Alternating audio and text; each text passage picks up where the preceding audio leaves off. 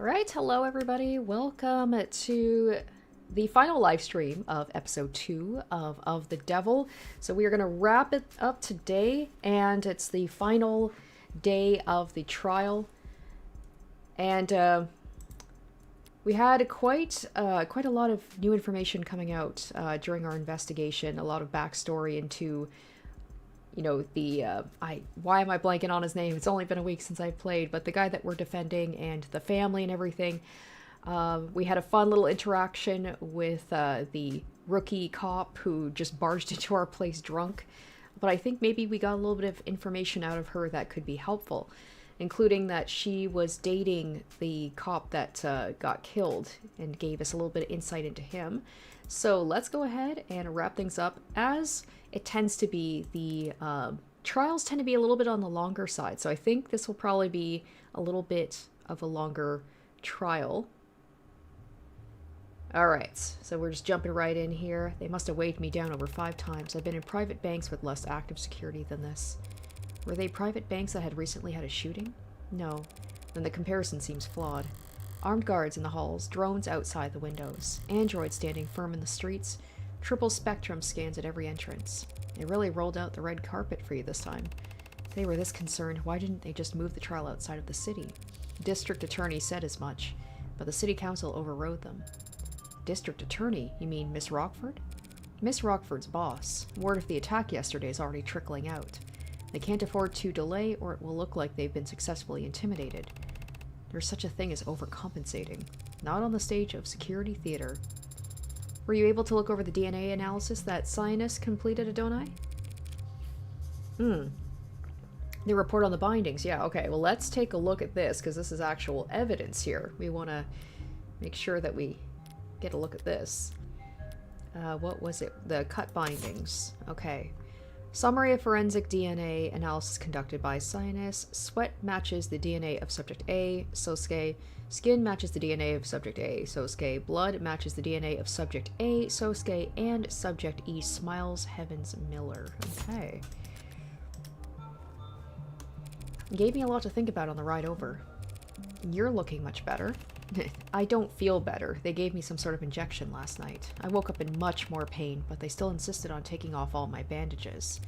Some sort of injection. Sosuke consented to intravenous injection of a recovery accelerant at 9:33 p.m. last night. You consented without knowing what it was? I nodded. I thought it would help me sleep. That interrogation room floor isn't exactly ideal for rest. Spoiled brat.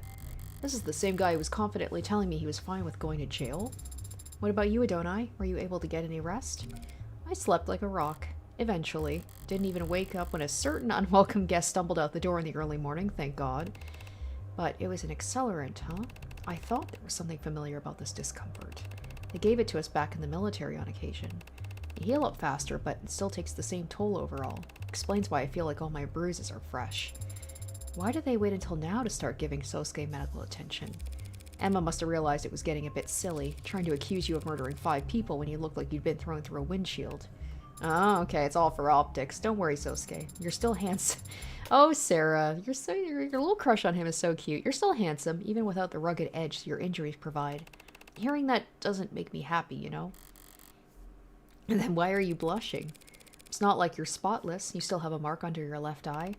Huh? No, I've had that since birth. Oh, I was told once it's charming. Why'd you bring it up? Is it not charming? So needy. Yeah, he seems to care a lot about what people think of him. So needy.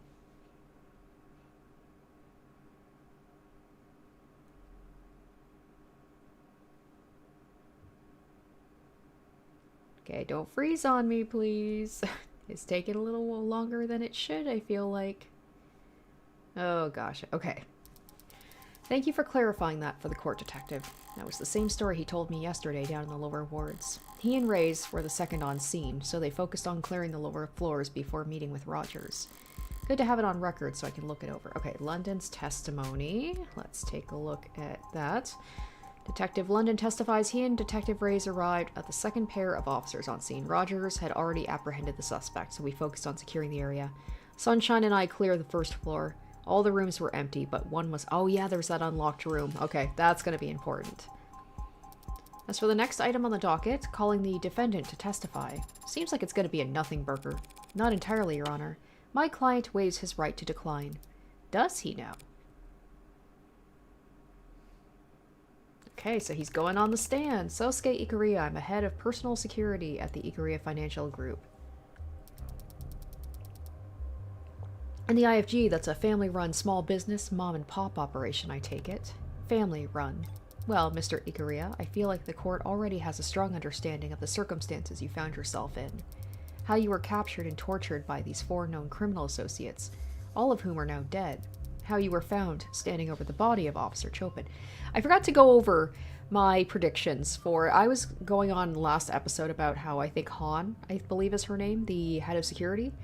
I was like, she seems pretty suspicious, but she seemed extra suspicious in the last one when we like went back to investigate, to the point where I'm like, I don't think it's her, because they're really like hammering it that she has a reason to kill the cop. She knows the area, she was in the area, like she was keeping stuff from us. So my prediction is, given it's got to be the person you kind of like least suspect, and the only other person that we know of that was at the scene of the crime. Because we know that I'm the one who killed the Blue Bloods. So it's like, who killed the cop? And the only other person I can think of would be his partner. I suppose all anyone can ask is, what do you have to say for yourself? I can only tell you what I remember, even if it's mostly pain. How about after the pain? How did it end?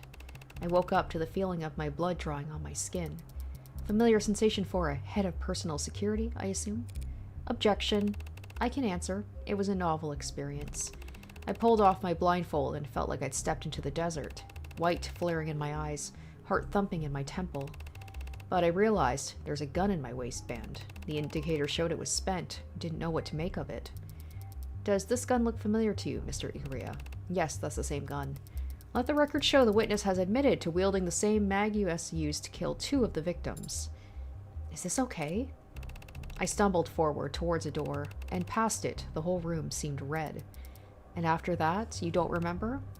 Anything else you'd like to say to the court, Mr. Ikuria, before we finish?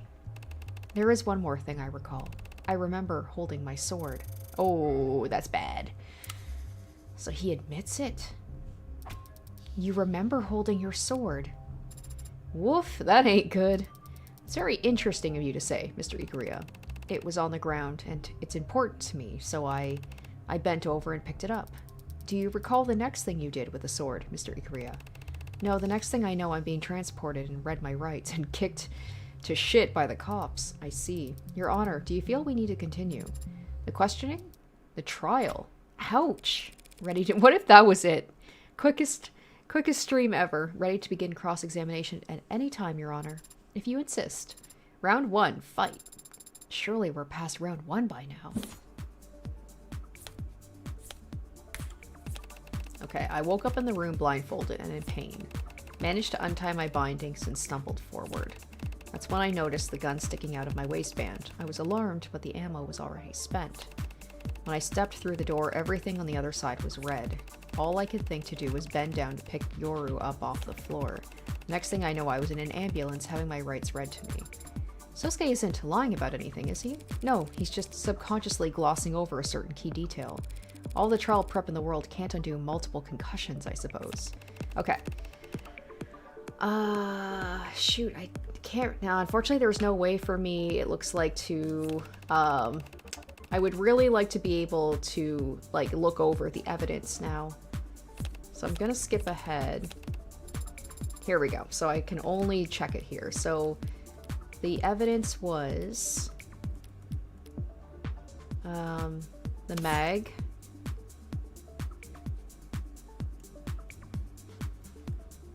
So,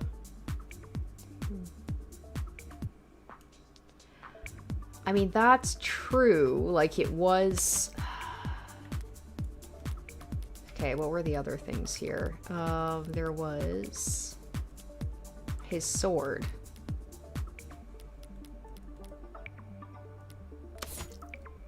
Okay.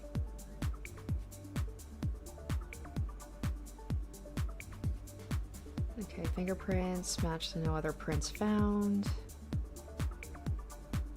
With her murder weapon, I had to wipe prints off before taking my leave. It was indulgent. Trying to take Trey's head off wasn't my only indulgence. I must have gotten Miller's blood on the blade's tip when I dragged it. Okay. And then there was...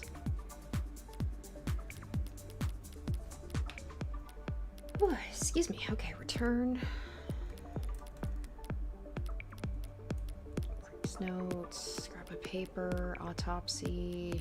What was it? Oh, the bindings.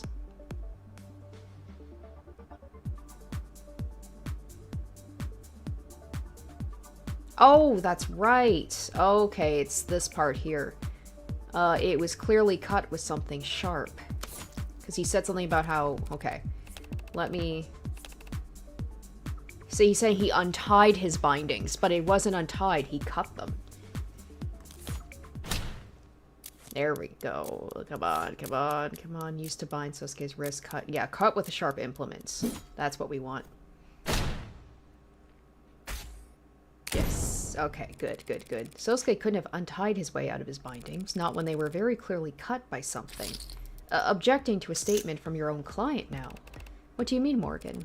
These pieces of cloth were recovered from the room where you were held, Sosuke, and they are very clearly have been cut.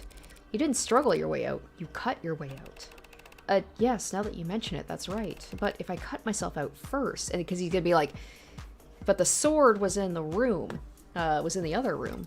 Your Honor, the people ask the defense do their testimony coaching before the trial begins from now on. As it stands, this has been a colossal waste of time. Yeah, I mean, this detail probably isn't important, right? It's very important, Your Honor. If he used a blade to cut himself free from the bindings, that means Sosuke couldn't have gotten free. Until someone handed him a blade. Meaning the people's theory of a daring escape mid-interrogation is doing just fine, thank you for asking. None of us in the court here today seriously believe this man or his memory can be taken as truth. Then forget him and look at the bindings. They're hard, physical evidence, and they have to have been cut by something sharp. What do we know that fits the description? Okay, so this is where... Yeah, because the sword was not in the room with him. You think it was Yoru? His captors kept him bound in the room most of the night, then cut him from his bindings with a sword to bring him into the main room for questioning, where he turned the tables on them before slaughtering them all. Badass!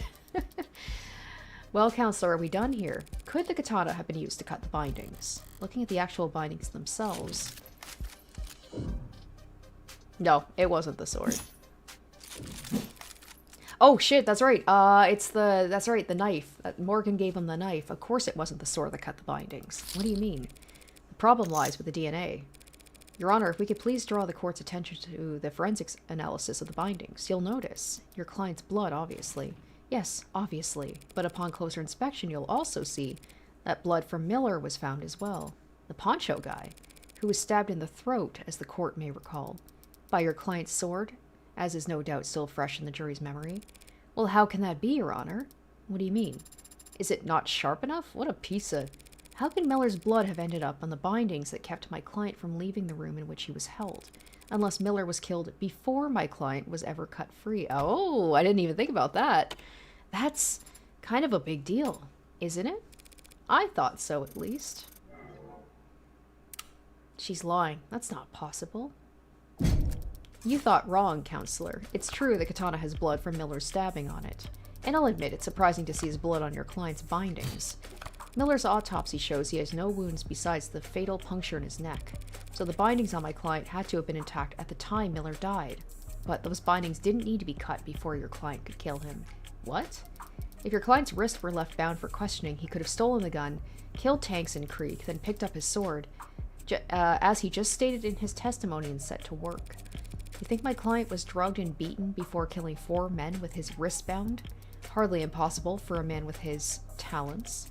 And there's no other explanation for why he wouldn't cut his bindings with a sword that, as you insist, must have already been used to kill Miller. No other explanation. Not even if he used something else to break out of confinement. Oh yeah, here we go. I see the knife. There we go. I like how my is in parentheses. Okay. I stabbed Miller in the throat with it. Not the needles, not the bat. Why do I always fuck up here? I just want to grab... Oh my god. Just let me grab the knife one, please. Okay, bring it over. There we go. Jeez Louise. What if my client had simply used this to break out? What is that? Way overcooked from what I can tell. Oh, that's right, because it was thrown into fire. It's a murder weapon, Your Honor. One recovered from the scene of the crime. That knife. Yes, that's what I grasped when I first woke up. That's impossible. What she said. There's nothing about a knife found seared to perfection in the ARC's data. Is it overcooked or seared to perfection? This knife was not found inside the building, Your Honor. I retrieved it from the alley immediately beside it. Your android did? Need her to submit video evidence of the entire afternoon to verify it, Doubting Thomas? It's not the android I have trouble taking at her word, Counselor. What forensics have been performed on it. There are no fingerprints remaining, and the DNA present in the blood is too damaged to be of use. But I have identified at least 2 different blood typings. AB and B negative, Your Honor. Or AB negative. Your Honor, the people are of course interested in forensic analysis of any evidence that seems pertinent to the crime at hand. But this was retrieved from an alleyway dumpster. A soot-filled drum near an alleyway dumpster. From an alley in the lower wards. Without strong evidence linking it to the crime, I see no reason to entertain the idea that this is some kind of 4th murder weapon. 3rd murder weapon. What? The bat was post-mortem. The point still stands. Well, how about it, Morgie? Any link between this totally not suspicious fire-broiled knife and our crime? Or should we just throw it back into the garbage? Again, it was a soot-filled drum by the garbage. Of course I have more to go on than just mere proximity, Your Honor. I have proof right here the knife was what Sosuke used to cut himself free. Oh shoot, do I? I mean, I know I do.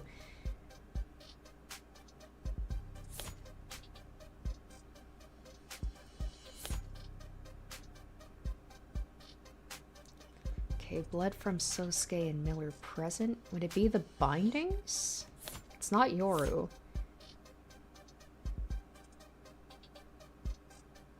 Oh, there's this. Cut on the left-hand finger. Wouldn't be from his sword. So, I'm gonna guess it's this, or it's the bindings. Just take another look at that. Your client's medical intake record? Little late to be drumming up sympathy, but if there are shirtless photos of... I love how everybody's thirsting for Sosuke. If there are shirtless photos in the file, I suppose I have a duty. There are. Even the androids are all like, ooh la la. What? I didn't remove my shirt for... If I may please direct the court's attention to one specific item. Slight laceration found on left hand. What do you mean slight? Like a paper cut? More like a cutting board accident. Neither paints a very gallant picture. But if he had cut on his finger when he was first arrested, then it must have been sustained around the time of his escape. Like when he was using a knife to cut himself out of bindings while blindfolded. Yeah, that makes sense. Even a master swordsman can nick himself on his blade every now and then. His katana was found with a lot of blood on it, yes. But none of his own. Adonai's correct. Yoru was thoroughly tested and found to have blood residue matching Miller, Trey, and Officer Chopin, but not one drop of Sosuke's. Meanwhile, we have a knife right here ready to be submitted into evidence and studied under every microscope the state can find that just so happens to have Sosuke's exact blood type on the tip. AB negative? That blood type doesn't match anyone in this case's full file except for Sosuke. What? I do blood type fortune telling. So, I have a hobby. Shoot me. Can't a girl have hobbies? 2 shots right to the base of my skull. Counselor Morgan, perhaps you might grace us all with your formal request. I call for the knife to be submitted into the record and forensically analyzed as quickly and thoroughly as possible, because I believe it is the murder weapon that actually ended Miller's life. Oh, a knife to the neck. Would be much easier to pull off than using the very tip of a sword. Plus the sword, wasn't it stuck? It was stuck in him too, right? I'd hypothesize. Nice recovery. Perfect ukemi. In other words, then, you're asking for the medical examiner to reevaluate whether this knife might be a better fit for the wound in Miller's neck. Yeah, did you just repeat what she said but slightly rephrased? A conversational tactic to surpass metal... It's worth repeating, Your Honor, because the people understand the full weight of what this knife implies. They can overturn the entire case in an instant, depending on what Sato finds. Emma's repeating what I said because she's stunned. I just flashed her my hand, and it was 1 card away from a full house. People have no objections, Your Honor. This trial requires we fully examine this new piece of evidence. Cool, so does anyone have her number? Is there a group chat room for everyone who works for the government, or... Dr. Sato is already on her way. So there is a group chat, and I'm not in it. She'll begin the examination as soon as she arrives. Guess we'll just slack off till she's done then. It occurs to me, Your Honor, that we ought to thoroughly examine why this possibly critical piece of evidence was not found during the police's investigation. The investigation and preservation of this crime scene was a joint effort between the police and Zionist security. Then perhaps our next witness can shine a light on the source of this deficiency. Ah, so this could be a thing where it's like maybe it is Han and she intentionally didn't bring up the knife? I don't know. I still think it's probably the police officer's partner that did it. Because, like, we barely seen him. He was there at the scene of the crime. And it's usually the person you least expect, right? Adelaide Hahn, site manager at Zionist Security. I served as a supervisor for the scene of the crime in case 356319B. Wow, can I call you Ladley? Nah, babe, but what should I call you, though? Well, you can keep calling me babe, or you address the adjutant as your honor, or adjutant. Awfully cold name for such a hot. Why the hell wasn't this knife found sooner? Well, I hate to throw a business partner under the bus, but we at Zionist Security maintain the perimeter and stand watch over secured scenes. It's the cops who do the searching and flagging. You'd have to ask them why they didn't go dumpster diving. It was a drum. The police aren't your business partners, though, are they? I don't understand the question, Your Highness. Zionist Security is a cell corporation owned by FIC Holdings, and offshore rebranding an effective pseudonym for Kim Acquisitions, aka the heart of the criminal organization operating in the lower wards that's commonly referred to as the Blue Blood Mafia. If you say so, sounds like it's above my pay grade. Permission to treat the witness as hostile? Can I get popcorn first? Do you know why the state cooperates with the Blue Bloods to this degree? Why you're allowed to run your businesses and manage your petty fiefdoms? Petty fiefdoms? How about this? It's a free country and we're loyal, capitalist, tax-paying entrepreneurs. You got your own explanation? It's because you're insignificant. Ooh. Feels like some personal biases are kind of getting in the way. Usually Emma's not this hostile. Neither you nor your organization are on trial here today. That's not a favor, and it's not a show of respect. It's just reality. The state's slow to shift its priorities. You aren't the focus of this investigation, but if you impede this trial's progress by dodging questions and playing stupid, you'll find the state shifts its attention to your neck very fast. You got questions for me then? Why wasn't the alley searched? Because the police found all the murder weapons within minutes. No rational person walked into that bloodbath and thought, gee, I wonder if there's a knife buried under a pile of ash in the alley downstairs. You're a witness, counselor. My turn. Okay, so this is blackjack. My hunch is right. It'll be critical I gather as much information as possible about the scene of the crime, and the ways in which it changed after I left. When did Zionist Security first arrive on the premises, ma'am? Midnight. About 2 hours after my client was arrested. You're sure? Checked my messages and saw the time right on my phone when we got there. You were there yourself? Trouble with being a site supervisor. You gotta stay on site. A lot of naps in parked cars. Han let slip a few details about the building's setup when we first met. Time to get it all out on record. Do you know who owns the building that these crimes took place in? I don't. Do you know who installed the security features on location? It was Zionists. Must have gotten hired by someone. Not my department. But you recognized some of the handiwork? The front door was Zionists. The individual vault room locks too. That front door was locked when officers arrived. They had to shoot it open. Shouldn't your security systems recognize officers of the law? Our doors use physical locks. A lot of folks in the lower wards don't trust a fob scanner that can be hacked. Physical locks can be bypassed too. Sure, but at least that takes time. Okay, do all the doors require keys? Is there any way to unlock the front door without its key? I mean, you could use a spare, right? Is there any way to lock the front door without its key? Yeah, but the technique is real complicated. You walk out and let it shut behind you. The door is designed to lock behind you automatically? It's a selling point for a building designed to be secure. Oh, it only got me 1 point. Okay, night's weather. It was a warm night, I'll bet. You asking me about the weather? Not exactly grade A small talk. Relevance, Your Honor? I was trying to be polite, but if you insist. Were the windows open in the building when you arrived? Ah, there's a lot of windows, not sure. The crime scene in the room directly below it. Were there windows open? Yes, those windows were open when Zionists arrived. Strange. Didn't it rain that night? That drizzle was over before 9 p.m.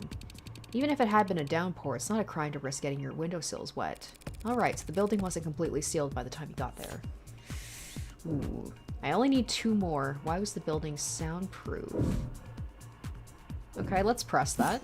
Why was the building made soundproof? I don't know, not a building inspector, and I got the impression this wasn't a place that cared about certifications. You oversaw the site for days, and yet you can't tell the court. The witness has already answered, Your Honor. A witness that knows when to stop talking. At least I'm no worse off for having asked. Okay.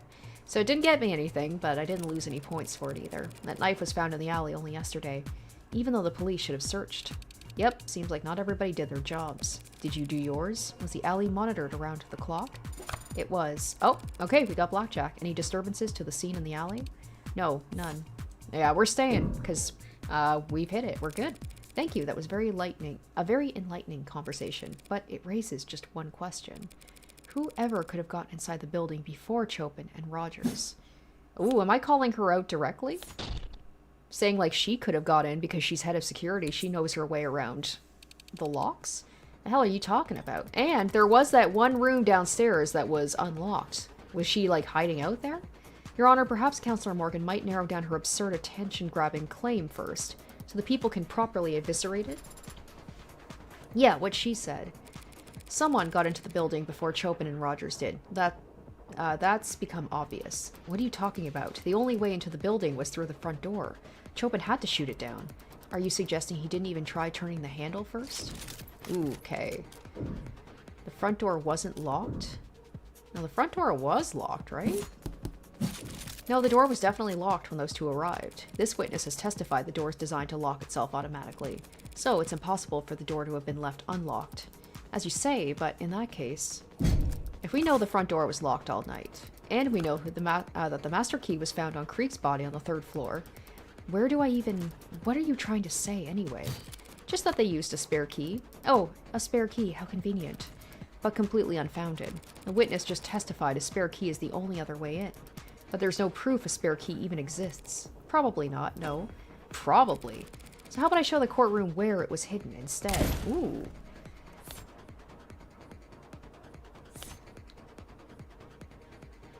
Signs of it being moved. That is right.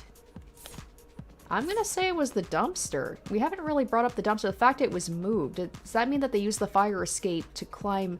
I assumed it was to climb down the fire escape after the murder, but maybe to climb up. Alright, let's try it. Nope, nope, not fire escape. Dumpster. The dumpster? What is your obsession with presenting evidence found in the garbage? I'm going to ignore that comment. And besides, there wasn't a spare key in the dumpster. It must have been underneath it. Oh.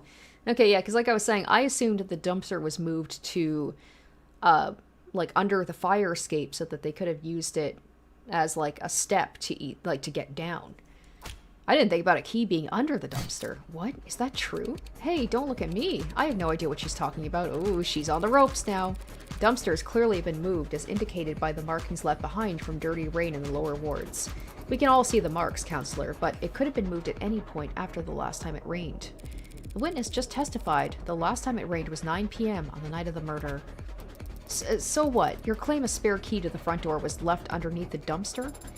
Not so dissimilar from leaving a spare key under a potted plant, or a setting stone, or a biwa statue. This isn't anything like either of those examples. The dumpster's massive, and its wheels are long gone. Correct. So if anyone had moved it after the police had arrived, the cops definitely would have heard it. If it was moved after the rain stopped, and before Chopin and Rogers got there, that narrows it down. Oh shit! Han just gave herself away. She said she was, like, the only one at the scene of the crime when that happened, right? Like, to secure it? So it could have only been her. Narrows it down to sometime between 9 and 10 p.m. And of course, someone would only bother to move a dumpster that heavy if they knew what they'd find underneath. Someone like... It's gotta be Han. Once again, I don't think it was her. She's very suspicious.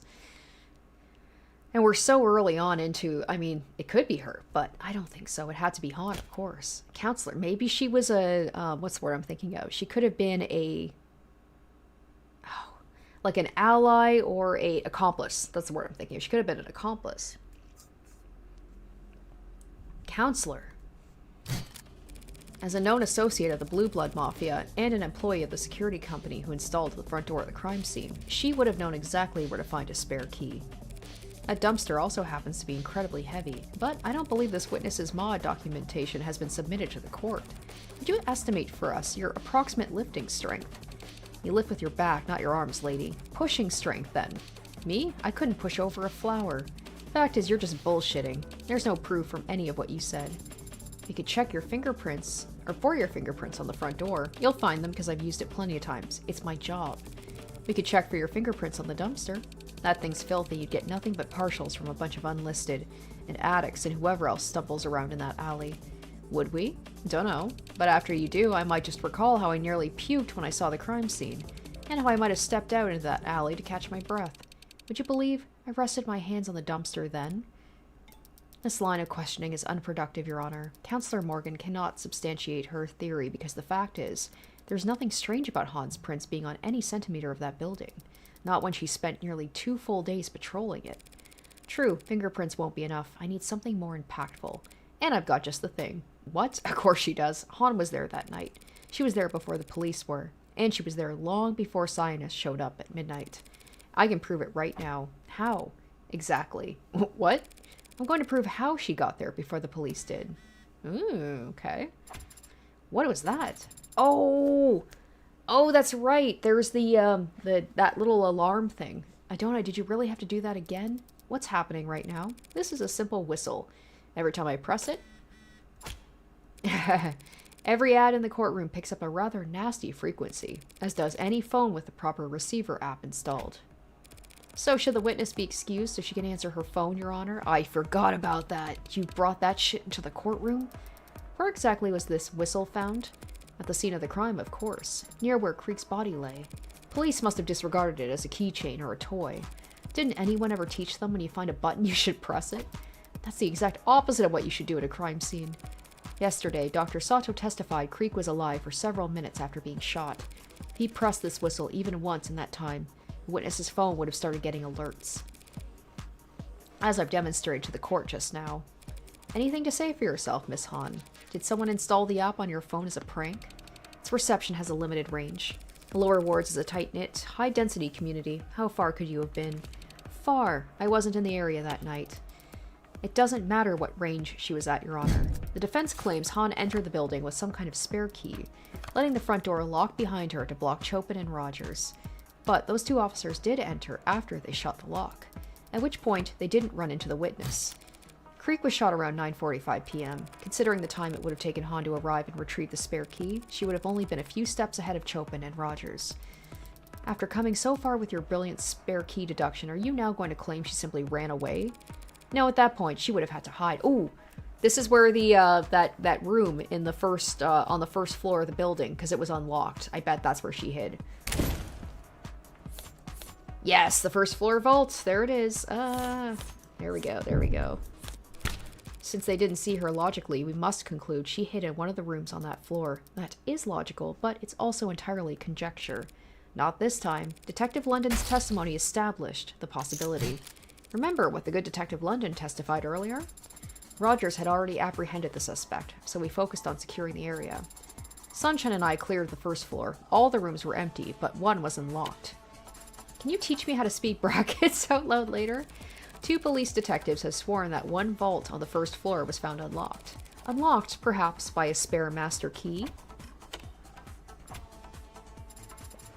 Is that some kind of big deal? Your Honor, what Counselor Morgan is proposing would put the witness behind Officers Chopin and Rogers as they proceeded upstairs. Not a bad place to be, if you want to do some backstabbing. You gotta be shitting me, that's... So she is implying that Han killed her, or killed the cop. That's some creative geometry you're employing, Counselor. Imagining the witness as someone getting positioned behind Tariq Chopin, yet somehow remaining invisible to the eyes of Officer Rogers. Ugh, that's... Like I said, they could have been working in cahoots. They could have been accomplices. Non-Euclidean crime scene recreation. Very novel. Her insult sounded really smart, so I'm inclined to agree. I thought I had something, but when I tried to put the cards on the table, how could Han have gotten behind Chopin on the 3rd floor? Was Rogers distracted at the window, maybe? Or... Wrong question. I'm getting ahead of myself, trying to work backwards at this point. I shouldn't ask what Han could have done to get in a position where she was able to kill Chopin. I should first ask what Han would have done to serve her own interests. Your Honor, there's some testimony I'd like the court to hear once more. If you could access the stenography protocol. The what protocol? Was I supposed to be taking minutes for this meeting? I can recall any testimony you want to review, don't I? Pretty sad Sarah's doing, basically, her job. If Han won't self-incriminate, then the only testimony that could give me a clue as to her actions would be...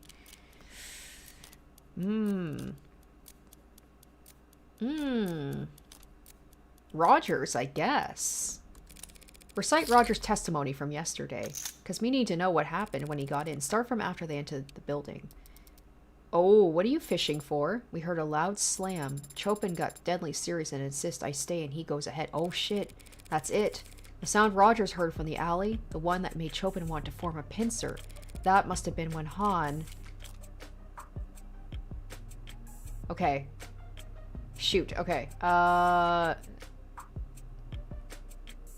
So she would have moved the dumpster at that point. Okay, so she landed on the dumpster, then that does imply that she did jump down from the fire escape. And so what did she do? So, okay, hold on. Backlog. Let's check the backlog here. Okay, I'm trying to remember. Okay, so when they entered the building, so this would have obviously been after everybody was died. We heard a slam. Chopin got deadly serious and insists I stay, he goes ahead. So did she, like, jump from the fire escape down to the first floor and then go in and then she hid herself away? They're saying a slam. So I don't think it would be moving the dumpster. Oh, maybe dispose of the knife too. I've been saying though, I think like the dumpster was also used as basically a step down. So I'm going to go with that one. The sound of the officers heard was that of someone fleeing the scene. Out the window, down the fire escape. Okay. Okay, we got it. And onto the dumpster. It's a bit of a drop. Even a dainty suspect would make quite the racket using the dumpster lid to break their fall. Your Honor, if we have to entertain this thread of conjecture, might we at least ask for proof it ends somewhere impactful? I hear ya. Counselor Morgan, take this one seriously. You're telling me that? What exactly are you accusing this witness of? Yeah, what am I saying she killed? I don't think so. I don't think she did. I don't think she did. Maybe she was getting rid of some evidence. Wait a minute. There was the papers. Those papers that we found on the lower floor. So I think he was probably calling her maybe to get rid of that evidence. The stuff that was made with that special ink. Because they found it in another room. So I'm thinking that she's just used to basically get rid of some evidence. I don't think that she actually killed him. My theory's right. It was the sound of Han fleeing the scene that caused the cops to split up. In other words, at the time she left, Chopin was still alive. No, she'd been uncooperative and has lied on the witness stand, but she didn't kill anyone. Woof, that was anticlimactic. I mean, perjury. Who even cares? Perhaps now, Your Honor, the court can get back on track and bring this witness's testimony to a close. And considering the fact she may very well have perjured herself, I think it might be a better use of the court's time if we cleared the room for the remainder of this witness's testimony. No objections, Your Honor. Okie dokie. Bailiffs, clear the gallery and remove the defendant to a holding room. They're forcing us out? What the hell? Hey, tag along, would ya? With Sosuke? Can't let someone with a concussion fall asleep, right? I am certainly not still concussed at this point. See? He's delirious. Trust me. Very well, Adonai. Alright, what does she have in mind here? What's going on? So that's my theory. I think Han was, what's his name? Creek was basically be like, Han, get these papers. Except some of the papers were found at the scene of the crime. But yeah, I'm pretty sure that when they were exploring that room downstairs, they found more of those papers. So I think maybe he was asking her to, like, get rid of the evidence that they were working with Chopin, perhaps? Place empties out faster than I thought. No gallery, no jury live feed, no bells and whistles. You just give your testimony to the defense, the people, and moi. Then when you're done, I get to watch them argue over whether or not I should add it to the record. So, you think I got something contentious to say. Sorry, but it's just going to be more of the cold shoulder. What I think is you're scared. The hell? Of what? Who? You? An audience. What, the pigs? You think I give a shit what any of them thinks, says, does? Even if any one of them might leak what you say back to the old guard? So yeah, I think that's it, because they're saying you're afraid of what the cops might find out. If it's that paperwork related to Chopin, there was that whole thing where he might be working with the Blue Bloods. They didn't want that to get out. What's an Old Guard? The ruling faction among the Blue Bloods, who use young bloods like this witness as their cannon fodder. Where'd you learn all that? You binge a late dine special? Knowing Emma, she just learned all this from... Matter of fact, I did. Old Guard knows where my loyalties lie. I'm no snitch. So now there's someone to snitch on? I don't help state prosecutors, and I definitely don't help Icarian lawyers. The court's already emptied out. We can sit here in silence if you like. 15 minutes of nothing, and then you walk out. But when you do, someone's gonna make assumptions about what went on in here. Telling me I'm screwed if I do, screwed if I don't, ain't exactly got me feeling. Sosuke didn't kill Creek. Maybe you don't care if an Icarian dog goes down for a crime he didn't commit, but how do you feel about the person who did put that hole in Creek's chest toasting to the news of the verdict? Ah, that's a good way to go about it. Screw this. Alright, that got her talking. 9:47 p.m., night of the murders. I got the alarm on my phone. I knew it was Creek because the whistles all have specific frequencies. You gotta set him in your device if you want to listen for him. Creek had nerves like ice. Strong bluffer. Wouldn't press that button unless he absolutely had to. I ran. Was fastest that way on foot. Usually is in the lower wards. I knew where the spare key was. Helped set up the whole damn place. Doors, keys, soundproofing. Stepped inside and had just gotten my phone light out when those two idiot cops came up. Reds and blues, but no siren. Trying to be some kind of movie shit. I thought they were gonna shoot me. Then I heard Chopin getting ready to break the lock, and I knew they were gonna shoot me. Used the spare key on the nearest vault. Dipped inside and prayed they would just head straight upstairs. Lucky for me, they did. You followed after them. At a distance, but yeah, saw their boots on the stairs, their shoulders around corners. They split on the second floor. One went upstairs. He was quiet except for that squeak on the fourth step. Creek used to joke it was a valuable security feature. They separated on the second floor without any prompting.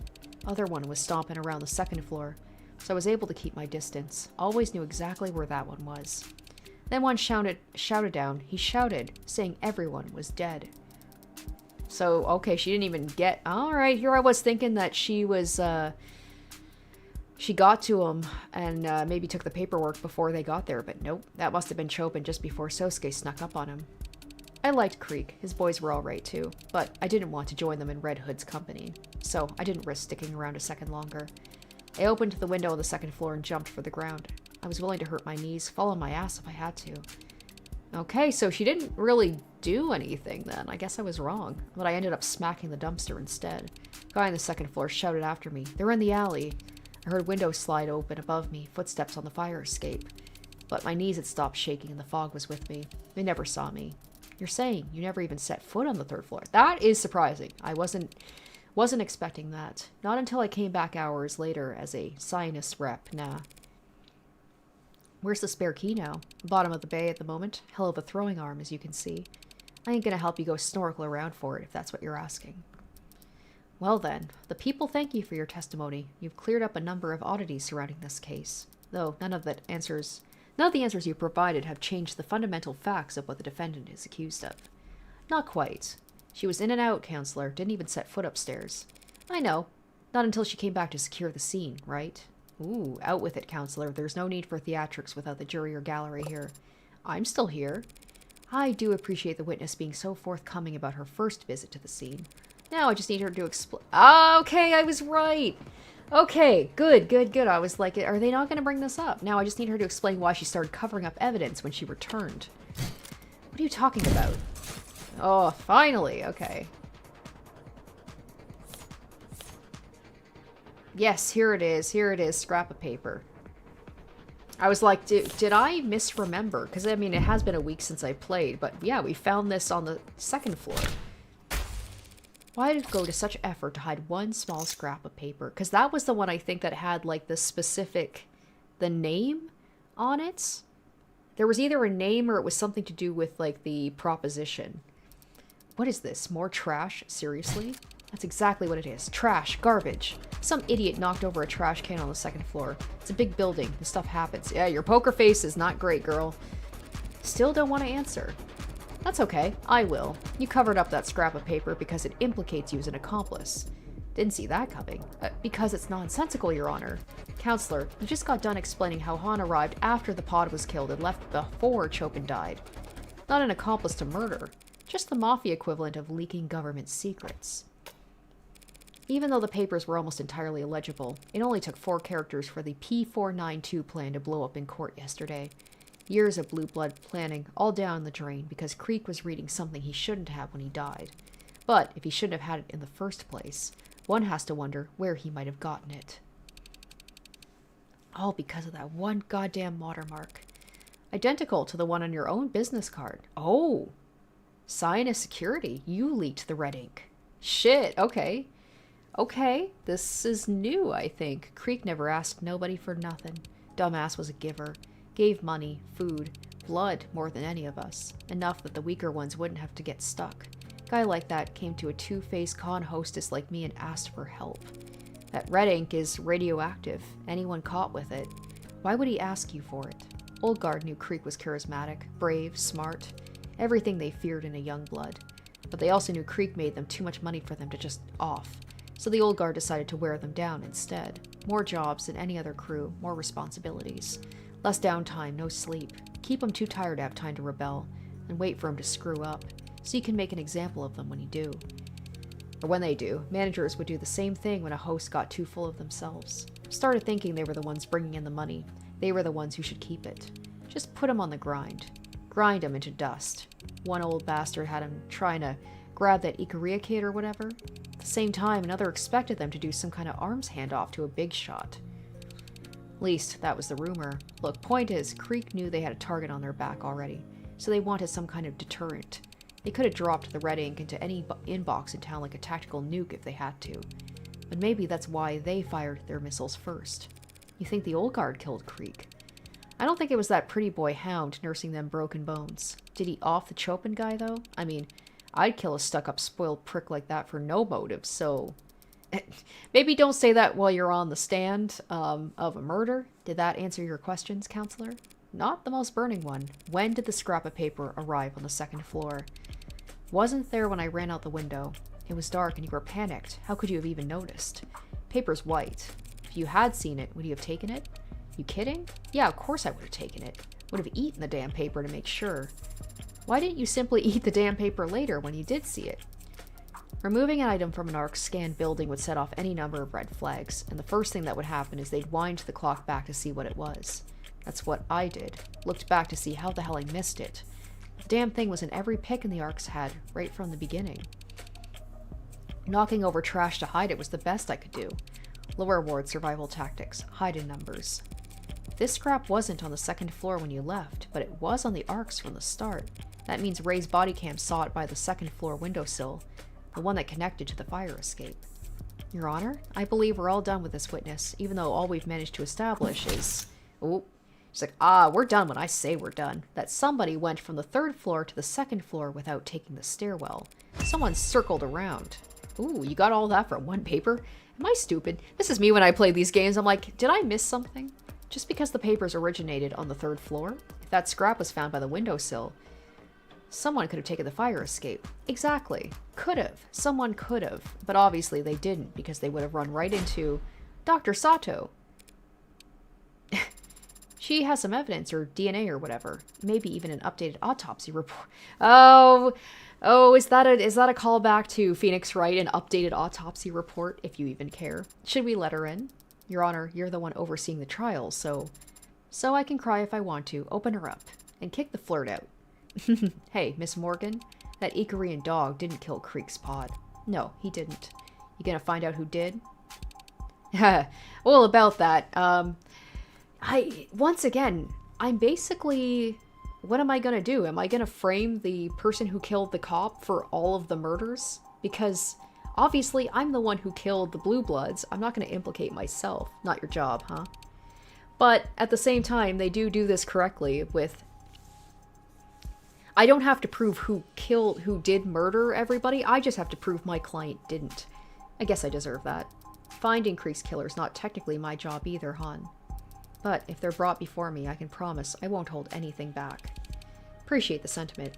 The irony being that the person who killed them is right in this court, but they have no idea. But I'm not going to hold my breath, and I won't tell any of the other young bloods to hold theirs. Whew. Lots of news to break. I'll leave the interpretation of the good and the bad to you two. That's cool. Just imply I'm the ugly. It's fine. Counselor Morgan's hypothesis stands. This knife matches Miller's entry wound. Well, how about that? And it matches the wound better than the katana, considering what we discussed yesterday. I'd be ready to say this is definitively the murder weapon used to stab Miller. But I've had no more luck with the DNA testing than Sarah did. You weren't able to get anything? Nothing in the range of admissibility. However, like Sarah, I was also able to perform blood type analysis on the blade. And while I also found AB negative and B negative samples on it, I found one more blood type as well, A+. 3 people cut with one knife? That can't be hygienic. Is that me? Is that, like, did I cut myself with it? Because it is my knife. As long as you don't stick it in your mouth, you should be fine. A+ blood? Who was there that night that had A+ blood? Your Honor, these findings bring a rather alarming fact to light. If Dr. Sato believes Miller was most likely stabbed... I wonder if that realization was her being like, is that my blood? Was most likely stabbed by this knife and not the katana. That means this knife was also the source of Miller's blood on Sosuke's bindings. So either my client killed 4 men while cycling between a gun, a sword, a bat, and now a knife with his wrist tied together, all before ever stopping to cut his bindings, or he was still in captivity when the Blue Bloods were killed. But wait, that almost sounds like an alibi for 4 of the 5 murders. That is not an alibi, Your Honor.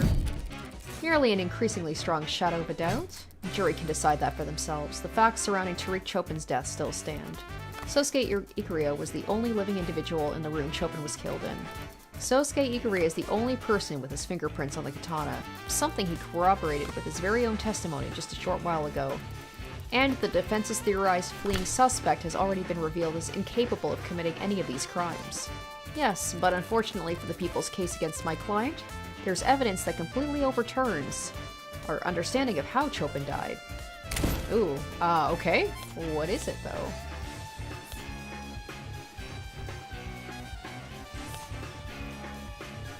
I guess this, right? Because it's got the new blood on it, so we can be like, well, it's another person. I guess, yeah. Oh my god, let me pick the knife, please. Oh, this drives me crazy sometimes. Okay, there we go. Oh, I have to put it, shoot. I have to put it over something. I guess maybe instead of Yoru? Or instead of Han. Is that how I do it? The knife Dr. Sato just confirmed was used on Miller? Very likely used to kill a Miller, yes. But definitely used to kill Chopin. Aha! Oh! Chopin's blood! I didn't think about that. I was thinking maybe, like, she accidentally nicked herself with that knife. But Morgan's too... she's too good for that. She wouldn't cut herself on her own weapon. I didn't think about the fact that the blood would be Chopin's. What?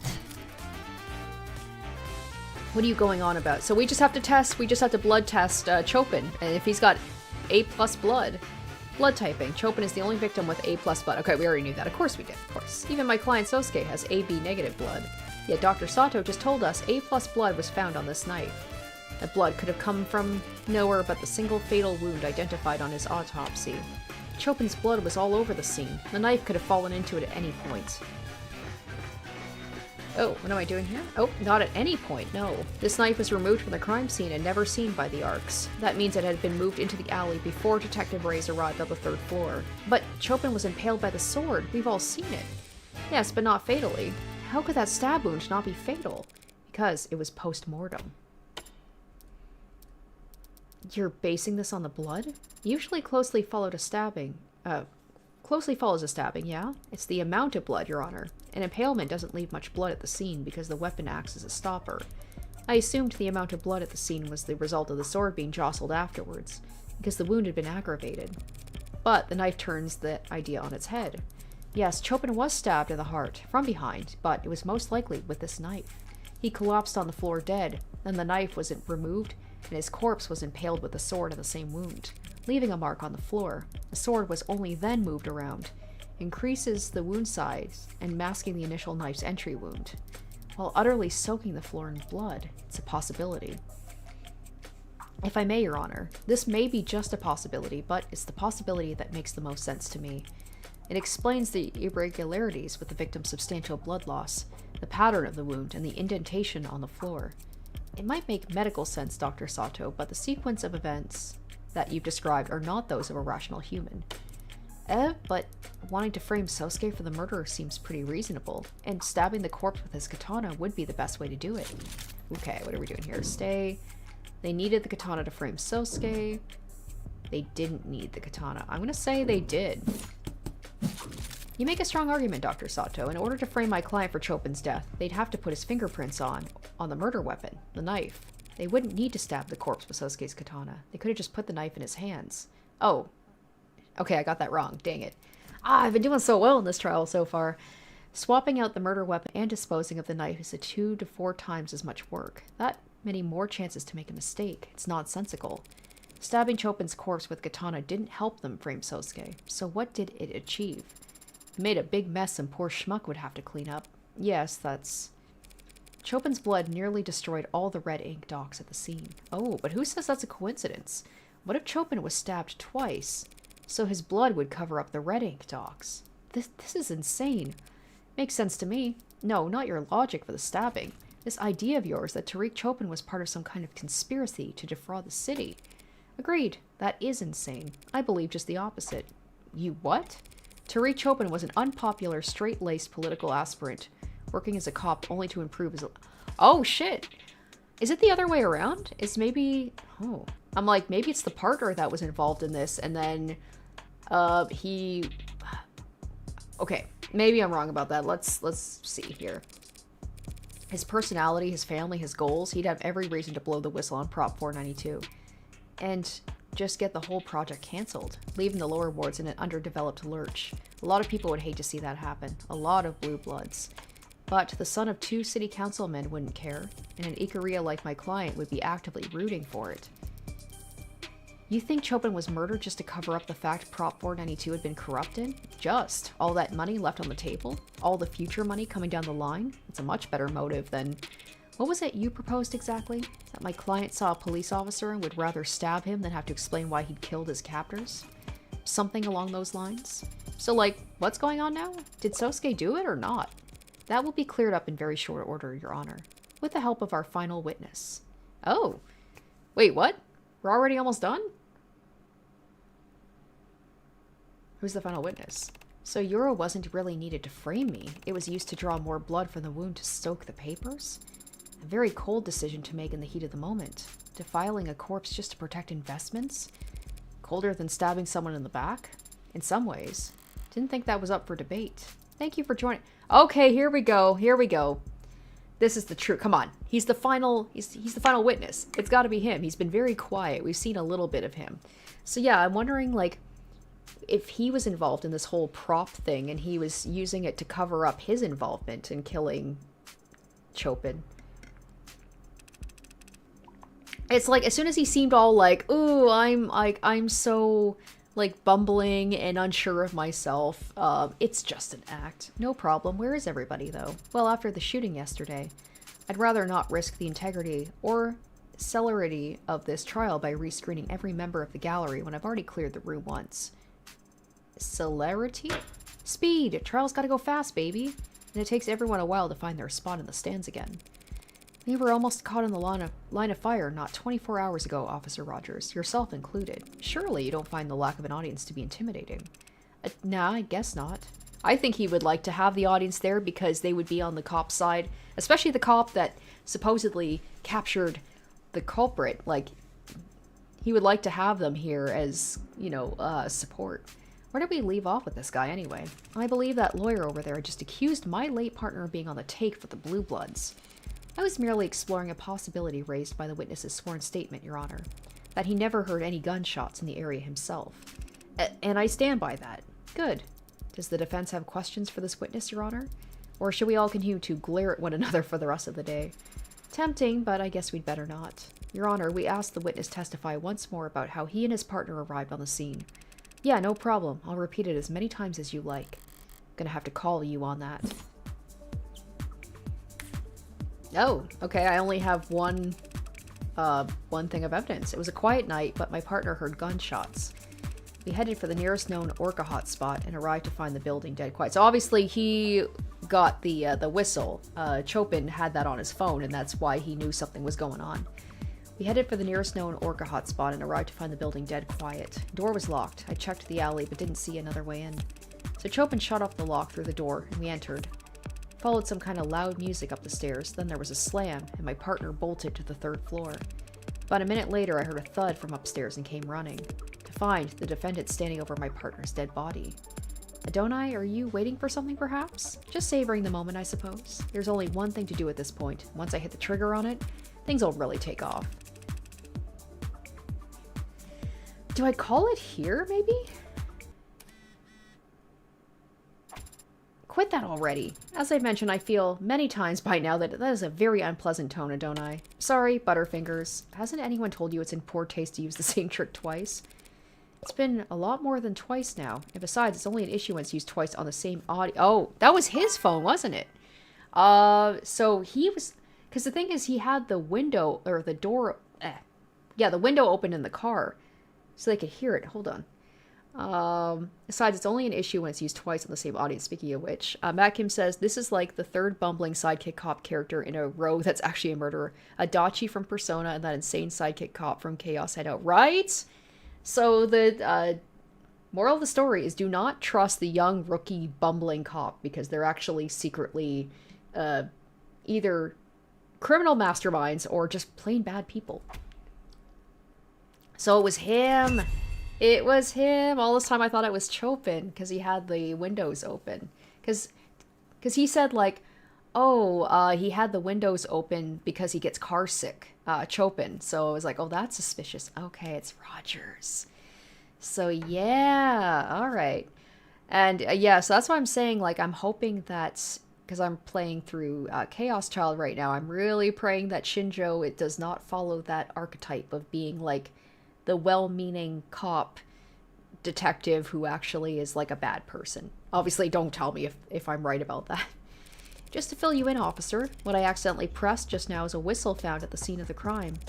So, could I have used the whistle at any point, like any of his stuff, just to basically be like, I just have to press this button at any point, and that would have gone off. Weird coincidence, my little slip-up coincided with your phone vibrating. Can you read us the notification you received just now? Or should the court computer simply force open all your devices and splatter your data across the walls? Oh shit, we got him. I mean, not now, but soon. Officer Rogers, you have a so-called receiver application installed on that device, do you not? Yes, I do. Is that in line with department guidelines on use of third-party software on state-provided devices? It's not breaking any regulations. Doesn't need to earn you any demerits to make you look guilty as sin.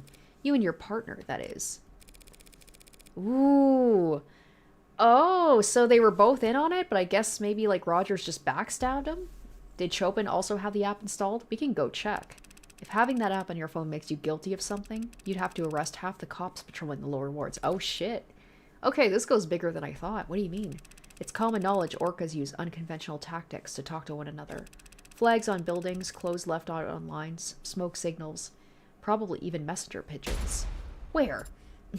Don't jump scare me like that. When you gotta figure this statuesque, every pigeon is a disaster waiting to happen. Anyway, whistles like that one aren't uncommon.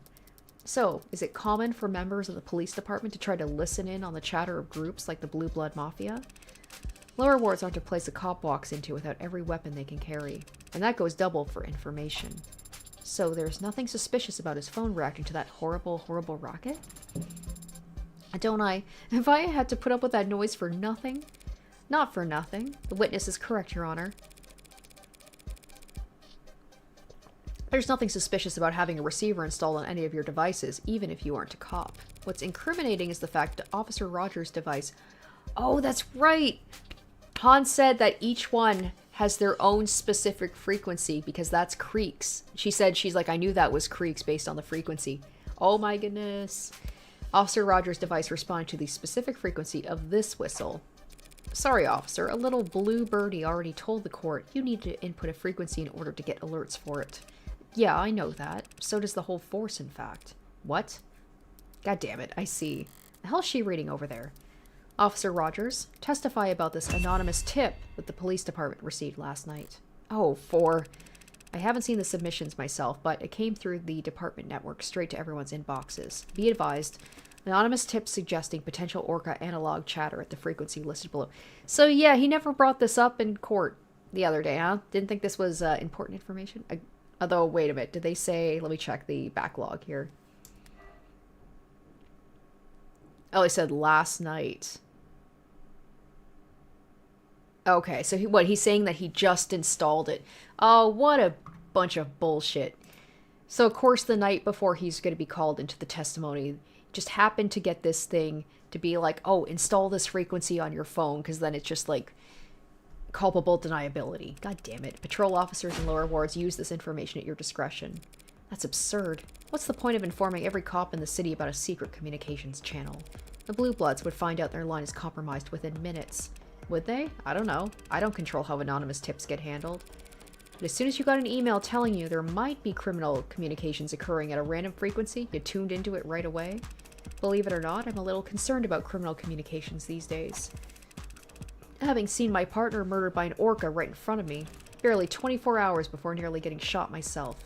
Back up. You saw the moment of your partner's death. That's news to the court. You know what I mean. Your Honor, the tip was submitted and the frequency was spread throughout the police department network. Likely because the Blue Bloods believed it to be compromised, having already been used at a scene where 4 of their members died. Officer Rogers may have the receiver app on his phone, but so do many other police officers in the city. The app doesn't provide timestamps of when frequencies are added. Damn it, so there's no proof of when the phone first started listening for the frequency? Isn't that convenient? Neither he nor his partner were members of the Organized Crimes Unit. Therefore, they had no criminal informants of their own. They could not have obtained this frequency before the rest of the department.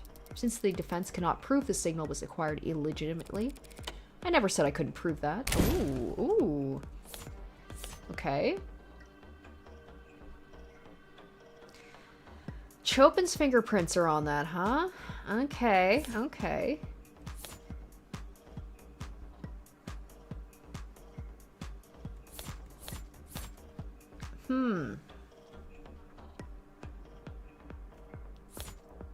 Okay, I'm gonna go with the... I don't know if this has anything to do with the data pad. But the fact that Chopin's fingerprints were on it, maybe? Creek's data pad. They could have pulled the frequency off of a file hidden on it. Even if that were somehow true, which it isn't. What would it matter if the officers... Oh, god damn it. Yeah, that's a good one. What would it matter if the officers acquired the frequency after arriving at the scene? Good point. Oh, it's literally the same thing Morgan said. Scrap of paper. The red ink. Maybe the red ink. Oh, maybe this, because they had... I can't remember. Were they the ones that... So they were in contact with him the week before. I can't remember if they were the ones who did the frisk. But maybe, and they're like, they got that information from him? The gun? What of it? Not just any gun. A Magus. Legally registered to Anchorton. And how do I know that? Because this gun was identified and scanned over a week ago, when Tanks was briefly detained by some well-meaning officers on patrol. There we go. The report. Officers TC and HR. Alright, we got it. Reported the following: subject in possession of firearm in violation of parole, and subject in possession of suspect communication software installed on personal phone. He wrote all that in his report? He's like, damn it, he was too good of a cop. He was too thorough. You and your partner found the emergency frequency for Creek's pod over a week ago by skimming Tank's phone, and sat on it until last night when you kindly dropped it off in the tip box. Oh shit! The hell are you even saying? Why would we frisk a perp, get good intel, and keep it to ourselves? The same reason your partner might report a generic shots heard over the police network when he already knew exactly where to look. Same reason he'd be ecstatic at finding documents on Prop 492 at the site of an Orca bloodbath. You wanted your gold stars. You wanted to be first on the scene at the site of a blue blood massacre. Oh shit, it's getting serious now. Counselor is badgering your honor. Ooh, okay, music's getting intense now. Here we go. And losing her meager thread of logic in the process. The previous witness testified there was in fact a silent alarm that night. A silent alarm that needs to be actively pressed. It could have only gone out before Creek's heart stopped. Said witness responded to the alarm by traveling on foot, and he had arrived well before Rogers and Chopin. The lower wards are maze-like. She could have been closer. That whistle has a limited range over which it can be received. You propose Officer Rogers and Chopin were within that limited range at 9:45 p.m., yes? Obviously you do, or else they would never have received the frequency at all. So if person H is on foot and individual R is in a police car, and they both receive a signal at the same time, and a train leaves Appletown at 3 p.m., that seems like an irrelevant factor. All the court needs to consider is this: how could Officer Rogers and Chopin have possibly arrived later than someone traveling on foot if all three were within that range? I can't believe I told my geometry teacher none of this would ever be useful. This isn't geometry, damn it, it's just logic. The fact is, they did arrive later than Han. If I'm right about the motivation for Chopin's actions that night. If he was sitting in his police car and suddenly got a notification telling him some blue bloods were having a life or death emergency, how would he react in that moment? It would seem the defense doesn't have evidence available to address the contradiction, Your Honor. Evidence explaining exactly how Chopin proceeded to the crime scene? Alright, here we go. I don't think I have the evidence, so I'm just gonna say I don't have it. Regretfully, Your Honor, we don't have such evidence in our possession. But fortunately, Your Honor, we live in a surveillance police state. Pardon? And that makes it pretty easy to survey police officers. The officers' patrol cars, their cell phones, traffic cameras, and optics data. I can request any of it. Hell. And she's like, I will. Your Honor, I formally subpoena all of it. What? What? Can she do that? I'm not sure. I'm still learning. Ray's drunken swipe at my front door reminded me. Hey, thank you. I knew that whole thing with Ray's was going to come into play at some point. Reminding me exactly how much power the police have, but it was her dutiful checking in that made me realize just how hard it is to lose a cop in this city. Thank you, Rays. Whatever it takes to answer this question for the court, after Officer Chopin reported that he heard shots fired at 9:45 p.m., exactly how long did he and his partner do donuts in the parking lot before actually driving off to the scene? Kind of a big ask from the defense, but it's entirely doable. Do the people object? The people, of course, object to any data collection effort that would be a waste of taxpayers' money or a violation of their privacy. So we would prefer the range of this request be narrowed somewhat. Narrowed, perhaps, from everything to something. Happy to do it, Your Honor. Okay, I promise not to act like a kid in a candy shop when browsing through. If you do this, if you subpoena, why can't I say subpoena? If you subpoena that data, you'll, oh shit, you'll just see me driving like a lethargic moron. Oh god, he just drove real slow, that's his defense? Officer Rogers? He seems different. Hardly recognize him. He's like he's having the villain breakdown in the Phoenix Wright games. Agreed, but I recognize his type. Soldier. Oh, he even has like the gun things on him like they're medals. Your Honor, what the defense is suggesting is largely accurate. Pardon? That's a first. Though there are some corrections I feel I should make at this time. Look, see? He's no longer just like that, oh, I'm just a hapless, bumbling cop. I don't know what's going on. No objections here? Officer Chopin is the one who discovered the frequency when we apprehended Anchorton. He entered it into both our receiver apps at the time without my knowledge. It wasn't until the night in question he chose to inform me of the intel he had... Oh, so he's just distancing himself from it. How he planned on acting on it. At 9:45 p.m. we received a signal. Before I could react, he put out a notice on the police network he had heard gunshots. It was this time he told me to drive towards Blue Blood territory. As he started to explain to me what he believed we'd find, I chose to take a suboptimal route. We spent several minutes in traffic as he berated me for my sense of direction. So you both knew the silent alarm would lead you to some kind of blue blood emergency. But only you realized that meant you should take your time getting there. Logically, a silent alarm is triggered during a confrontation, not afterwards. I had no desire to walk into the crossfire of an Orca gunfight without backup. We could have had backup, easily. My partner had no desire to share our intel, or how we obtained it. I apologize to the court, Your Honor, for being evasive or misleading during these proceedings. And I intend to take full responsibility for doing so, but I was not eager to admit the role my own cowardice played in these events. Nor would I ever want to imply Officer Chopin was responsible in any way for his own murder. Very warm sentiments from the officer, delivered with a voice as cozy as ice water. So you're telling the court you and your partner arrived at what you expected to be a bloodbath, and you still shot the lock off a door and started stomping around inside while separated from one another. I like Emma's on our side now, like she's also calling him out on it. Respectfully, ma'am, with the route I took and the time it took us to arrive, we expected to find all targets neutralized. And that expectation was reinforced when we arrived on the street and found the whole vicinity dead quiet. Yet we were still the first on scene, despite my stalling for time. I think that might have enthused my partner. He was excited, and I let him set the pace. It's my deepest regret I agreed with his request to split up. First to arrive on scene, we know that wasn't the case. A blue blood got there well before you and your partner. That's what you were talking about. The witness wasn't present for the individual's testimony. He's merely giving the facts as he knows them.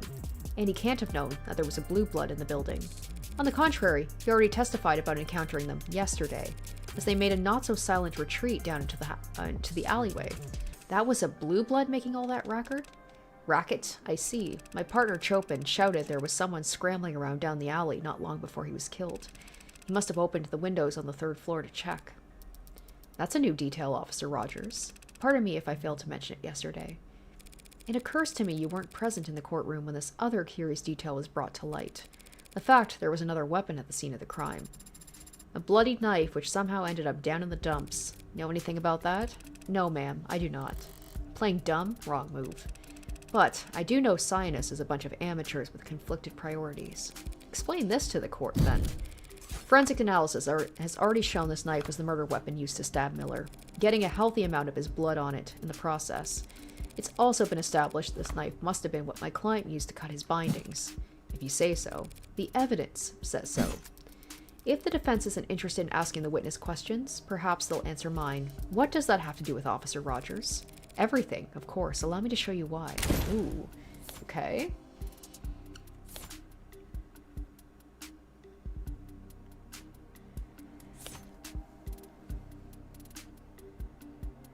Oh, the testimony, maybe. Because, like, he would have seen everything that had happened. So, are they saying, like, if that was the murder weapon, why didn't he say anything about it? Like, he was the one who arrested Sosuke, so I'm going to go with that. We know for a fact Sosuke had to use the knife to cut his binds. And Detective London had testified Officer Rogers apprehended Sosuke alone. So why can't the officer who apprehended the man last known to be using the knife tell us how it ended up in the alley? Boom. Boom. That is a question well worth asking the witness. I have no idea what you're talking about. When I found your client, he had the magus and he had the sword. The sword he had stuck through my partner. This knife you're talking about? Where did you find it? In the trash. Drum. Hello, Sarah's caught up on that. Down in the alley? Well then, some crime scene tech idiot must have thrown it out thinking it was bio-waste, or some scientist lackey tossed it as a prank. I wouldn't know, because I spent hours being debriefed in that room on the 3rd floor while they set up the arcs. I spent all night in a room with my partner's corpse. Never took a trip down to empty the recycling bin. We know the knife was with Sosuke at one point, and we know it ended up down in the alley later. So it stands to reason someone had to walk it downstairs and out the building. If Rogers never left the room all night, then someone else must have moved it. Ooh.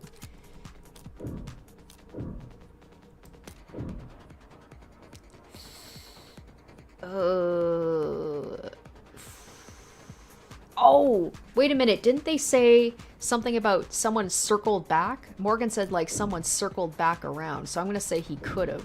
He could have removed the knife. 0 points for you. 0 points again? All that processing power and you can't manage to think in 3D?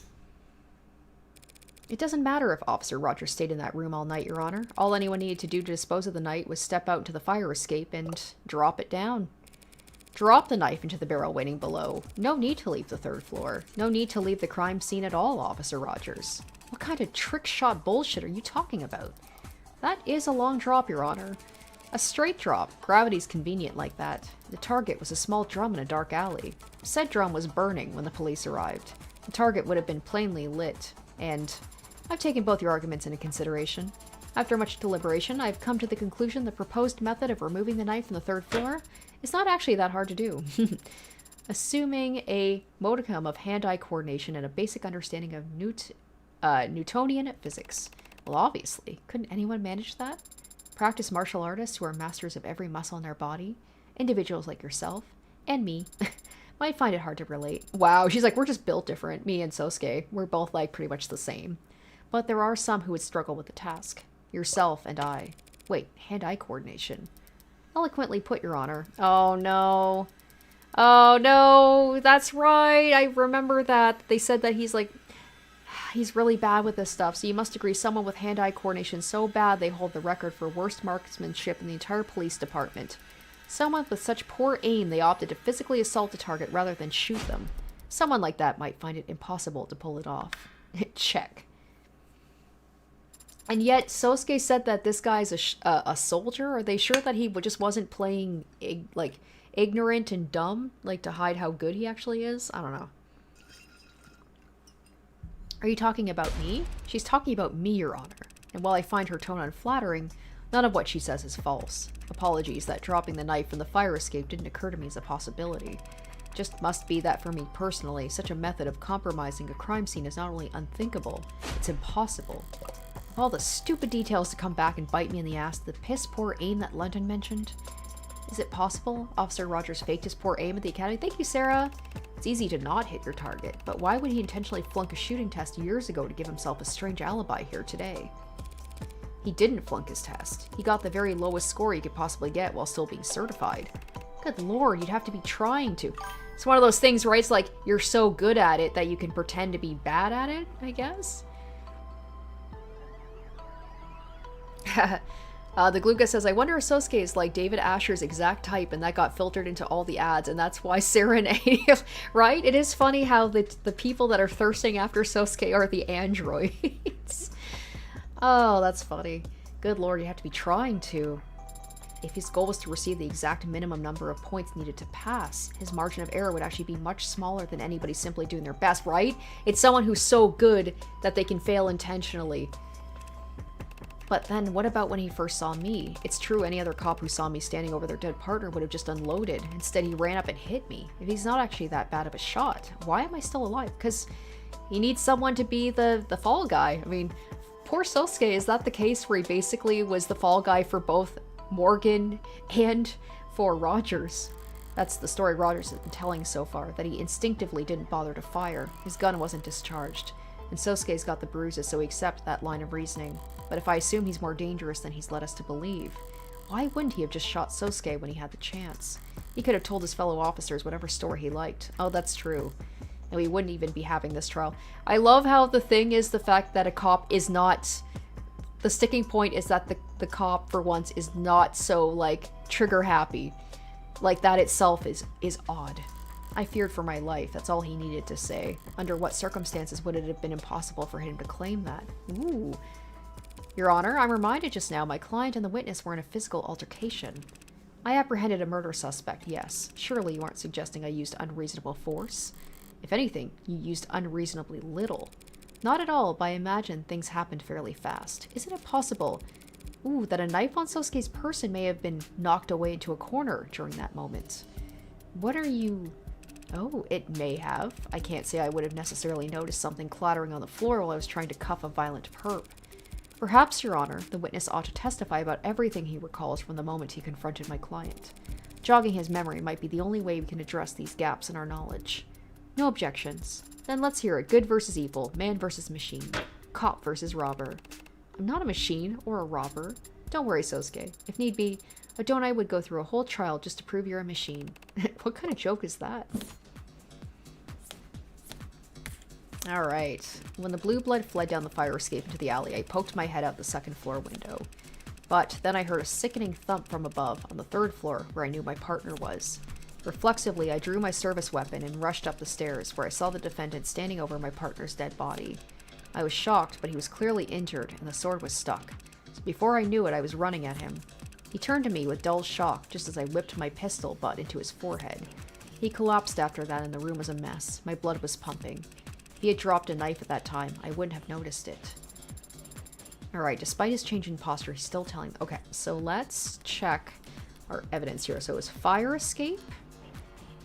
Oh, shoot. What were the other ones? Oh, what were the other ones? Okay, the fire escape. I don't think it's the fire escape. It's the whole thing about the confrontation with, okay, with Sosuke. Okay, so let's check the injuries. He said something about how he hit him on the forehead, right? With his gun. Alright, blood from various sources across the front of the body.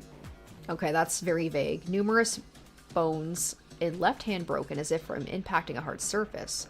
Slight laceration on the left hand, internal bleeding through the torso and skull, bruising and rope burns on both wrists, numerous bruises on the front of the body, others blood across the top of the feet, largest wound found on the crown of the skull, back of the head near the top. Wait a minute, hold on. The crown of the skull, back of the head near the top. That's it, we got it, because he said he hit him on the forehead, but he hit him on the back of the head. So he probably knocked him out and then killed his partner afterwards. Alright guys, we got this. I don't know how much more there is, but that's gotta be it. He hasn't changed his tune, but he is giving more detail than before. And one of those details is about to bite him in the ass. Yeah, let's do it. Okay. Okay. Yeah, he turned to me as I whipped it into his forehead. But no, he hit him in the back of the head. Got this. Got this. Arrested with numerous injuries, most wounds on front of the body. Bruise on the back of the head. Got it.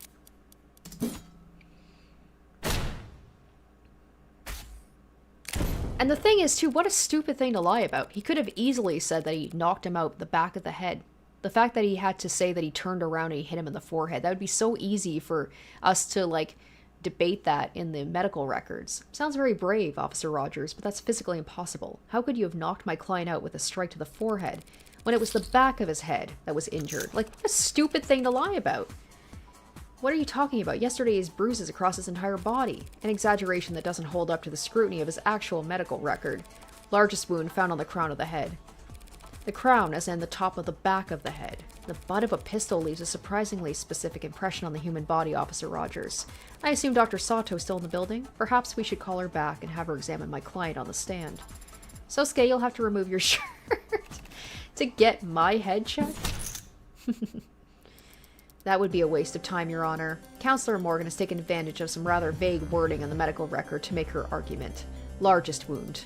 But the fact is, the defendant was covered in various bruises all over his body when he was taken into custody, including on the front of his skull. God damn it. I even said, I was like, that part about the bruises everywhere is pretty vague. But look, I can see his mugshot. There's nothing on the forehead. She's not wrong. I still remember every ache. It's entirely possible when Officer Rogers struck the defendant on the forehead, the blow was glancing, but still hard enough to knock the defendant backward. And, had he fallen backwards hard, he very easily could have sustained a large wound to the crown of his head at the moment he hit the ground. Respectfully, Your Honor, that's ultimately not something either the people nor the defense are experts on. But even if we were, neither of us could examine wounds that are no longer visible. God damn it, because they gave him that drug, Sosuke's injuries, they've mostly healed as of this morning. I hope that injection helped you sleep really well last night, Sosuke. Your Honor, as I see it, either we could extend this trial indefinitely, with both the people and the defense flying an X-ray specialist and contusion analysis to argue back and forth about fracture lines, or we could accept that events more or less took place as the witness described. He hit the defendant on the head, and then the defendant fell backwards onto the floor. If the head wound is open to interpretation, then I'm gonna raise this. I feel like this is where I have to take a chance here. The medical data doesn't support Roger's story. Please let me be right. Forget expert witnesses. Let's all just look at the medical data with our own two peepers. Hey, it was correct. Alright, peepers. Officer Rogers claims Sosuke was hit on the forehead and fell backwards, but what would he have fallen onto? In that room? Probably blood, guts, yuck. You're exactly right. All kinds of firsts happening in the courtroom today. He would have gotten blood all across his back, but that's not how he looked when he was arrested. I didn't even think about that. The medical record report clearly states he had blood on the front of his body. Right, he was face down. Telling us Sosuke could have only fallen forward. And what of it? Maybe he did. Maybe he turned his head weird when trying to dodge. Things happen fast. Don't try to bullshit a bullshitter. Fast enough, you may have, in fact, actually struck my client from behind. Yeah, maybe. See, if he had just said this from the start, this would have been so much less suspicious. Took him by surprise when he was no threat to you? What? No. Was that the reason why he wanted to make it seem he's like, I'm an honorable cop. He's like, I don't hit people from behind. You know, it's like, I face them head on. No. Easy target to knock out at that point. Makes sense why you wouldn't use lethal force in that scenario. No, the guy's got nearly a full head on me. True. Yeah, they're like, he's nice and tall. I don't deny it, which makes it highly unlikely the witness could have simply hit him on the crown. things happened as you say, and he had the element of surprise. He would have simply aimed for the easiest target. The easiest one to reach, the center, or the bottom of the skull. Not quite. Excuse me? I never said my client was standing up when this happened. Oh, you mean he was asleep? No, considering he was struck on the crown of his head, it's obvious at the time Sosuke was... bent over, right? My client must have been bent over. He was bent over when the witness came from behind, because he was trying to get his sword, I guess, and... Adonai? What? Why are you interrupting me now? Because I thought you'd want to know. You were about to phrase things in a way that would sound very silly. What are you talking about? Sarah's right, Morgan. You should at least let her take that one. Oh, wait. Let me check this. There's something about, like, hitting him while he's bent over. Is that what they're implying? Let me read this. What is... Oh, he was bent over when the witness came from behind and hit that. Anyway, what? It was when Sosuke bent over to pick up Yoru. That's when Officer Rogers struck Sosuke on his crown. As I've said, the one thing I do remember besides walking out was picking up my sword. Picking it up off the ground. Having your android argue the weaker points for you now, counselor? Not exactly the bravest tactic. Tactics are for freshening your breath. What can you claim is weak about the argument? Positioning. If your client really had walked out of the holding room and was immediately hit from behind, where could his assailant have possibly been standing? Sosuke had to get out of his bindings first, and then push open the door, and he wouldn't have been concerned with keeping quiet as he went.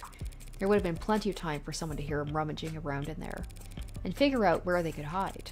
In the corner of the room, here. That doesn't work. If that were the case, your client would have fallen face first here. But instead he was apprehended here in the center of the room. Makes sense to me. Looks like he dropped like a sack of potatoes by the door, sure. But then he was dragged to the center of the room. Would explain the streaks of blood we can see were discovered on the floor. Oh shit. Those weren't left by him gliding his feet in order to move silently? I was hoping to learn that technique. Your Honor, I fear the defense may not realize the weight of the implication that her statement carries. If, as she claims, Sosuke Ikuria was knocked unconscious by Officer Rogers the moment he walked out into the room, then my client never had an opportunity to stab Tariq Chopin in the back, and the only remaining individual who could possibly have killed him would be me. Yes, any thoughts on that, officer? There's one thought that's been frustrating me for some time, actually. One I expected the prosecutor to voice, but perhaps I misjudged her. Oh, you what? None of what you're saying makes any sense. You say I hid in the corner to surprise Sosuke, and then I what? Snuck up on Chopin? How could I do any of that if I was downstairs at the time Chopin was killed? At the time Sosuke killed him.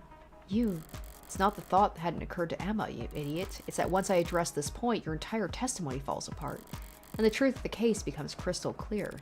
There's no misunderstanding on my part, and I suspect none on the part of the people either. Because the truth is, when you and your partner arrived, you must have immediately... fallen behind, taken the lead, or KO'd Chopin. Oh. So, okay, so I'm guessing it's either taken the lead or KO'd Chopin. So, the thing is, we're all hearing this from Roger's point of view, because Chopin's dead. So, he could have been lying the whole time. So, maybe they're saying that, like, Rogers chose to go up first, keep Chopin behind, and then snuck behind the door, and then called maybe Chopin like, hey, get up here. So then when he walked in, then he knocked him out. That's how he ended up behind the door. So, okay, we're gonna go and take the lead.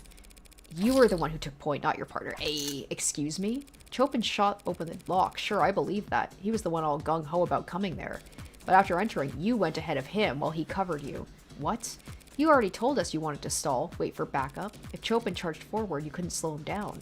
But if you went first, you could go as slowly as you liked, and Chopin would be forced to match your pace. Oh shit. You were the one who cleared the room and shouted down that everyone was dead. I told you. I testified. So did your blue blood tail. Testified all about how you and your partner separated on the second floor. Objection. Mischaracterization of testimony. The witness the defense is referring to did encounter two officers, but the witness never identified either of them. The blue blood didn't need to. All they were waiting to hear was whether any blue bloods were alive. So after Rogers shouted down to Chopin that everyone was dead, they bolted out the second floor window. And when Chopin shouted someone was in the alley, Officer Rogers opened the window behind Creek's body to try and spot the runner. Then he ran down the fire escape to try and follow them, only to give up when he saw there was no ladder to get down with. It's entirely possible Chopin yelled that somebody was in the alley from the 3rd floor. The scene of the crime is soundproof, remember? No one in the room would notice a commotion in the alley unless they'd already opened the windows to check. So since Chopin yelled about it, he had to have been the officer who stayed on the 2nd floor. Oh shit. Man, all these things I didn't catch. This blue blood rat of yours just misheard, or they're lying. There's no proof for any of this. Yes, there is, officer. There's always proof, right?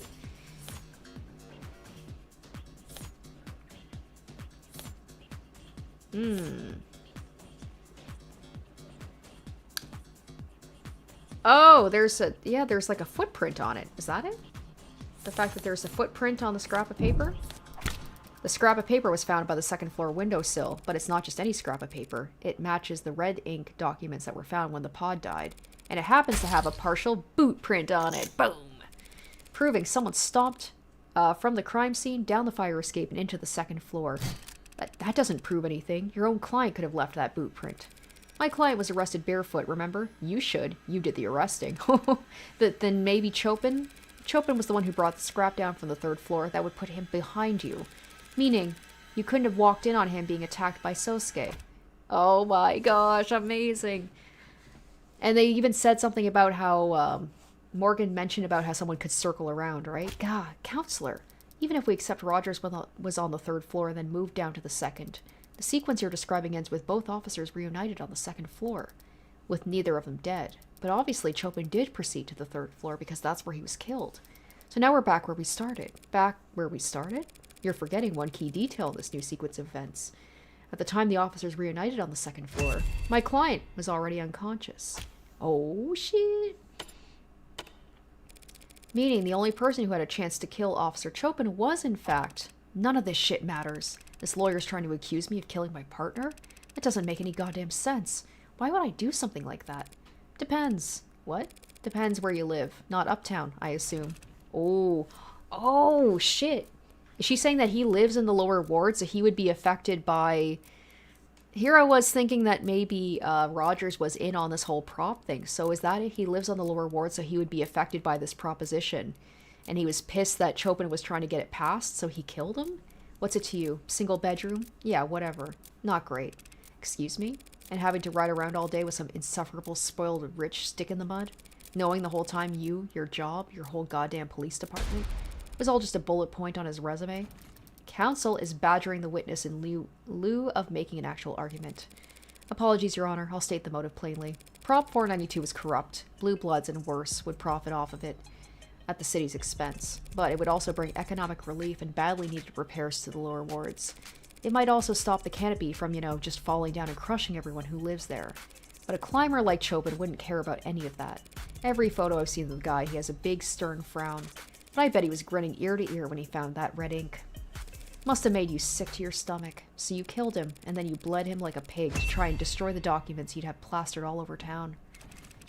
You're crazy. That's not possible. Do the people have anything to add? Emma hates losing, but she's not stupid. She must be getting sick of having to cover for this. Officer Rogers, you were the one who entered the 3rd floor first, weren't you? Ah, she's on my side. What is she doing? Or is she trying to, give him an out here? Yes. How long were you there before your partner alerted you to someone escaping through the alley? More than 2 minutes, less than 3. You had a chance to start looking the room over. Yes. Did you see anything as politically explosive as what the defense has described?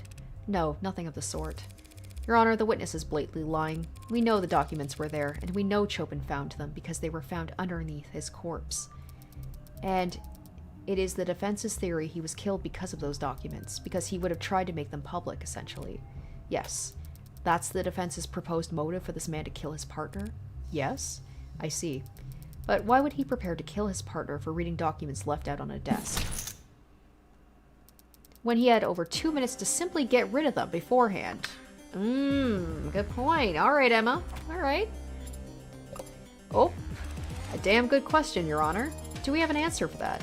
I'm getting there. I'll get there. I'm close. His layers are falling off. This is a cold guy, cold enough to walk into that room, knock out Sosuke, and start calmly looking around. So, is he lying? Did he actually see the papers? Emma's right. If the papers were in plain view, he would have just tucked them in his jacket. The papers were in plain view. Were they? Oh, I don't remember. Where the hell did I put them if not on the desk? I remember taking them out of Creek's safe and thinking they were nothing important, so I just... Okay. That's probably how one page got left where it could stick to the bottom of Roger's boot. But before I left, I reorganized things, tried to make it seem like I was never there, so I stacked them neatly. Yoo-hoo, counselor! Any cuckoos in or around the nest? Pardon me, Your Honor, I was simply overthinking, to be honest. Officer Rogers didn't dispose of the red ink when he had the chance because he didn't notice the red ink. It's that simple. A simple answer to a simple question that simply doesn't measure up. If Officer Rogers didn't notice the red ink dots in the 2 minutes he had with the scene, how did his partner discover them so quickly? Neither of them were looking for illicit government documents at the site of a gang shooting. Neither of them would want to start disturbing a crime scene when there were bodies and blood all over them. Correct, rationally, neither officer would want to start making a mess of the scene. Something must have simply caught Officer Chopin's eye. Oh, shoot, there's the thing, I used it before, and it was the wrong answer. It was the, wasn't it like a data pad or something, and it had Chopin's fingerprints on it, right? Something must have caught his eye. Very bad luck on his part, as it turned out. You gotta be... What are you talking about? What could it have been? Sounds like a tough question to answer, but there aren't as many possibilities to sift through as you think, Your Honor. Because it would have to be something that caught Officer Chopin's eye, yet not that of his partner. In other words, something at the scene Officer Rogers wouldn't recognize. Your Honor, this is pointless. If the officers knew this was the site of orca violence from the silent alarm, and there was blood and corpses all over the damn place, and if the red ink docs were not in plain sight amidst all the carnage, what could possibly have drawn his attention to them? I need to retrace Chopin's steps specifically. Was there anything in the evidence record he left a trace on? Okay, yeah, we got it. It's... Oh, wait, what? Oh no, I thought it was the... Okay, well, it's gotta be the dark card, right? I thought it was the data pad, because this one says it's wiped of all prints. Oh, but it was stuck in the data pad, so I'm probably gonna bring that up and be like, his fingerprints were on it. When Rogers first entered the crime scene, he must have seen Creek's data pad resting on... Oh yeah, because it does say the dark card is for, like, people, like, high society people, so obviously someone who's low class like Rogers wouldn't know what a dark card is. When Rogers first entered the crime scene, he must have seen Creek's data pad resting on top of some papers. You think the red ink documents were beneath the data pad at the time? That might explain why Rogers didn't notice them, but that's only half an answer. And how's this? It wasn't the data pad that drew Chopin's attention, Your Honor. It was the dark card that was stuck in it. The dark card. Seems like little more than a fancy credit card to you or I, but if you're rich enough, it's an unmistakable sign of powerful forces at play. Exactly the kind of thing that would put a gleam in the eyes of the politically ambitious Dr. Chopin. Why did I call him doctor? I meant officer, right up until the moment he saw the bombshell hidden underneath the data pad. Your Honor, this speculation. Chopin's prints were discovered, thank you, on the data pad, Your Honor. We know he must have picked it up. And that data pad was found by police on the desk, so we know he must have put it down. I'm merely proposing he didn't put it back down in the exact same spot. Just because this dark card happened? Hey, seriously, what have you two been talking about? What the shit is a dark card?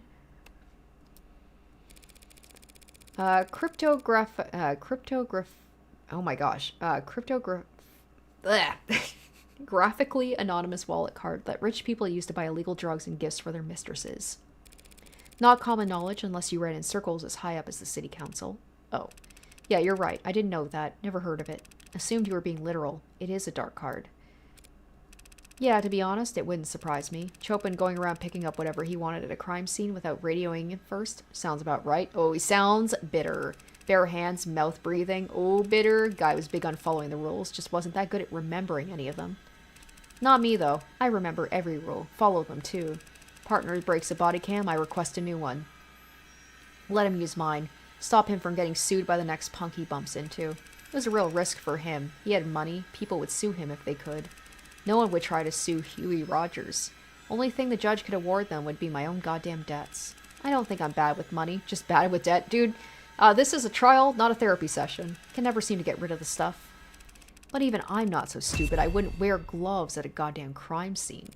You mean, obviously, counselor. From the minute we pulled up to that building until I was relieved from duty and sent home the next morning, I was wearing gloves. 3 stories and an alleyway, and I can swear on my parents' graves I didn't contaminate 1 millimeter of Didn't put my greasy fingerprints on the windows, the doors, the murder weapons. You'd never know I was even there. So you can say I did this or claim I did that, but the city's only ever going to hear that some Icarian bastard killed a bunch of blue blood punks, and that Tariq Chopin died a hero trying to save the day. Right. Adonai, is that true? Is that possible? After all this, is it possible that... But the jury, surely they can see... The jury will see what the adjutant decides they need to see in order to properly render their verdict. The adjutant comes to the conclusion a witness or a line of questioning would only serve to confuse the jury. 80, Your Honor, the jury. Give me a sec to think here, girl. I'm trying to build consensus and basically everyone's mad. So maybe the adjutant rules in our favor and maybe the jury sees things our way, but there are no guarantees. After all that, it just comes down to a gamble. Always does. Yeah. But you still get a chance to sculpt your hand, and I can do a lot better than this pile of shit. Just have to take my licks first. Alright, we're not done yet. She's not gonna gamble 50-50. She's gonna be like, no, I'm gonna raise my odds here. Your Honor, I disagree. About what exactly? About all of it. About everything. Look, we know someone moved from the 3rd floor to the 2nd floor via the fire escape because of that scrap of paper, which would have put them in the perfect position to walk up behind Chopin. And we know Chopin picked up the data pad because his fingerprints are on it. So, we can reason Chopin was investigating the desk before he died. And of course, we know he died reading the red ink documents because, duh. His body was found collapsed on top of them. Put it all together and nothing. You still have nothing. Nothing except circumstantial evidence tying this witness to a theoretical sequence of events. Emma, did you get hit in the head too? What? We have Officer Rogers' fingerprints on the murder weapon. What? Oh, they'll never go all in unless they think your hand is crap. Put on a show. Okay. Oh. Oh, shit. She's saying the pistol is the murder weapon used to KO Sosuke, struck on top, back of the head, no shots fired. Okay. His prints were on the pistol he used to bludgeon my client, of course. What? What are you... No, they aren't. As he said, he was wearing gloves. Also, the gun was never fired. What are you talking about? Wait, what? Now that you mention it, yeah. Shoot, did I get my notes mixed up? Wait, what? So I'm just... Okay. So it's just making me... I'm just throwing everything at the... Okay. She's like, I'm just gonna throw everything at the wall and see what sticks. That's right, the bat. Did you think we wouldn't notice you left your fingerprints on it because it was broken into splinters? The baseball bat used on Trey? Forensics failed to pull a single print from that. Is this your idea of a joke? I hate that I'm losing points, and I... What, am I doing this wrong? Jeez, take it easy, I misspoke a little. Also, I don't have my reading glasses. What? I just have to keep doing this, I guess. It just sucks that I'm basically, like, I'm losing stuff for this, and... Oh, I didn't realize that you could check the stuff up here, too. Ah, darn it. Alright, the magus that was used to kill tanks in Creek. Pretty stupid to forget to wipe your prints off a piece that gaudy, don't you think? Counselor, what is this? Are you throwing a tantrum? Making a mockery of the courtroom? The only prints on that gun belong to Sosuke Ikaria. Oh. Sorry, I guess I wasn't thinking of another case. Is there perhaps a gas leak on the other side of the courtroom? The blade. Well, don't I feel stupid? What I've been trying to say is Officer Rogers failed to notice that he left his fingerprint on the most important weapon of all. The very blade that took his partner's life. Enough of this embarrassment. What is wrong with you? I knew a mob lawyer would be corrupt and vile, but how can you be such a stupid bimbo? Do you think we're all idiots? Am I doing this on purpose to, like, piss this guy off? Is he gonna be one of those things where, like, I committed the perfect crime, I left no fingerprints. It's like, I'm just playing dumb for him to make a confession because he just, like, snaps? Do you think we're idiots? My fingerprints aren't on the goddamn knife and you know it. Oh, my mistake. I can see here that yes, I was misreading the fine details and it does appear that your fingerprints are not on the knife. Sorry. Wait, hold on. Something's up there. He just confessed something, but I don't know what. Oh dear. Did he, like, say something that... Wait a minute, hold on. Is there a way that I can go back to... I want to be able to read, like, the logs, but anyway. What? Maybe because he wasn't in the room at the time, he didn't realize that, like, the knife...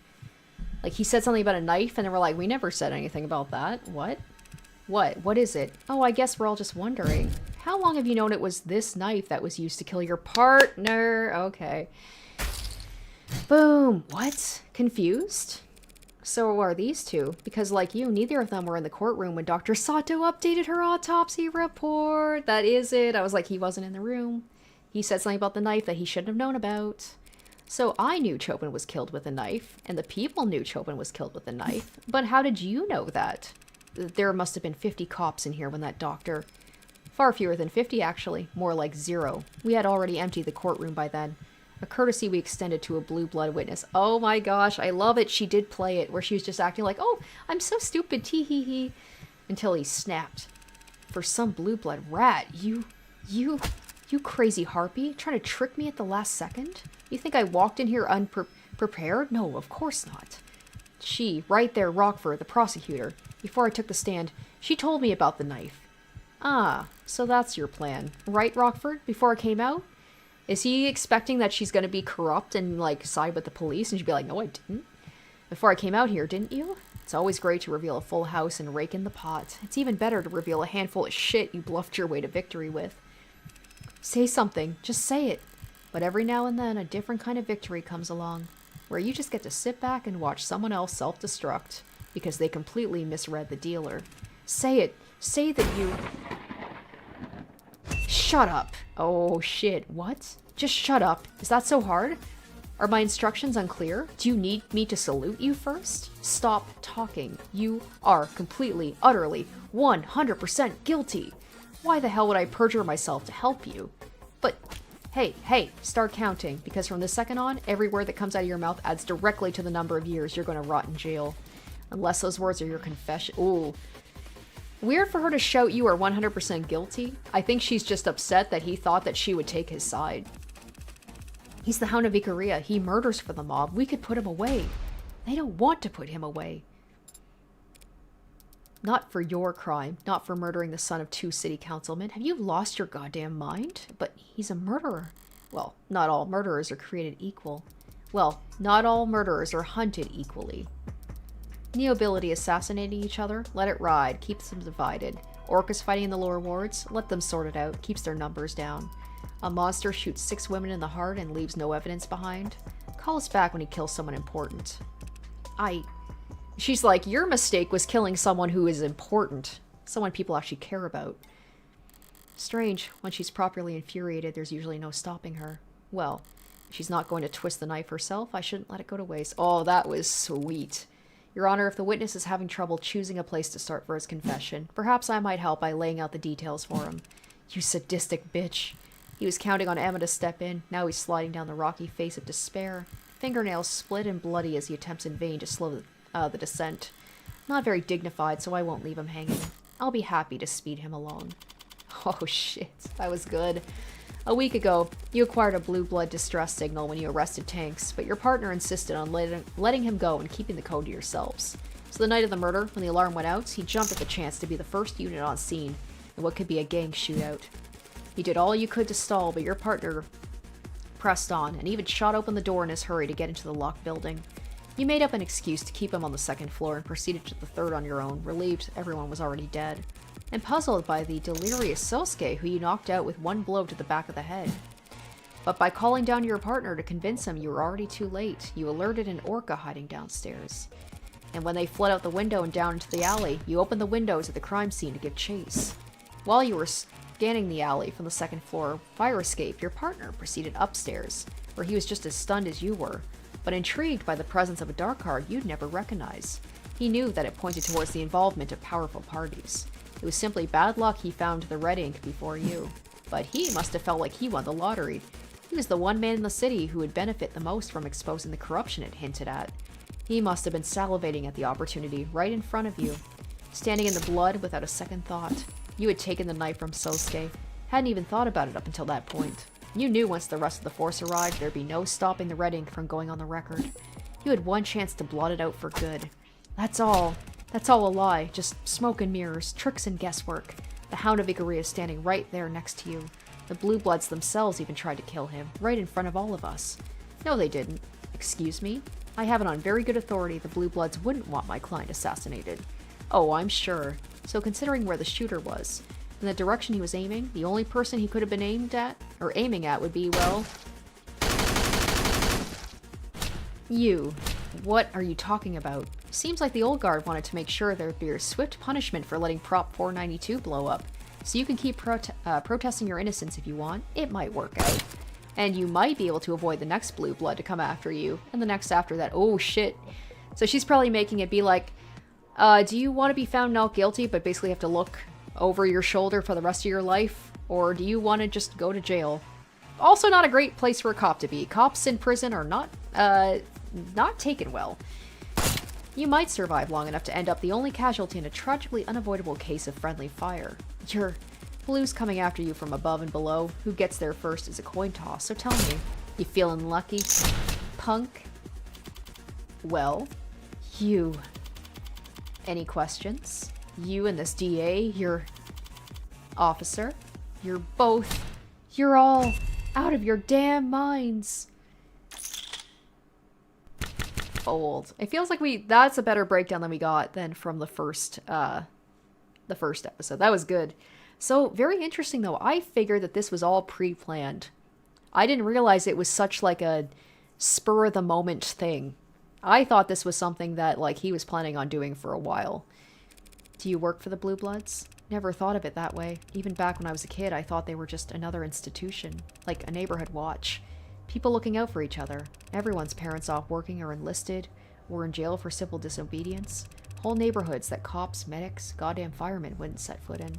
Didn't see it as transactional. I thought I was just lending a hand. Oh shit, so he wanted to be a blue blood. My blood ain't worth shit. I wasn't useful enough to be a young blood, not good looking enough to be a host. But I kept going to school. They helped me pay for it. And because it was in fact transactional, they expected to get something in return. Police Academy, their man on the inside. Oh shit, wasn't as exciting as it sounds. I made sure it wasn't.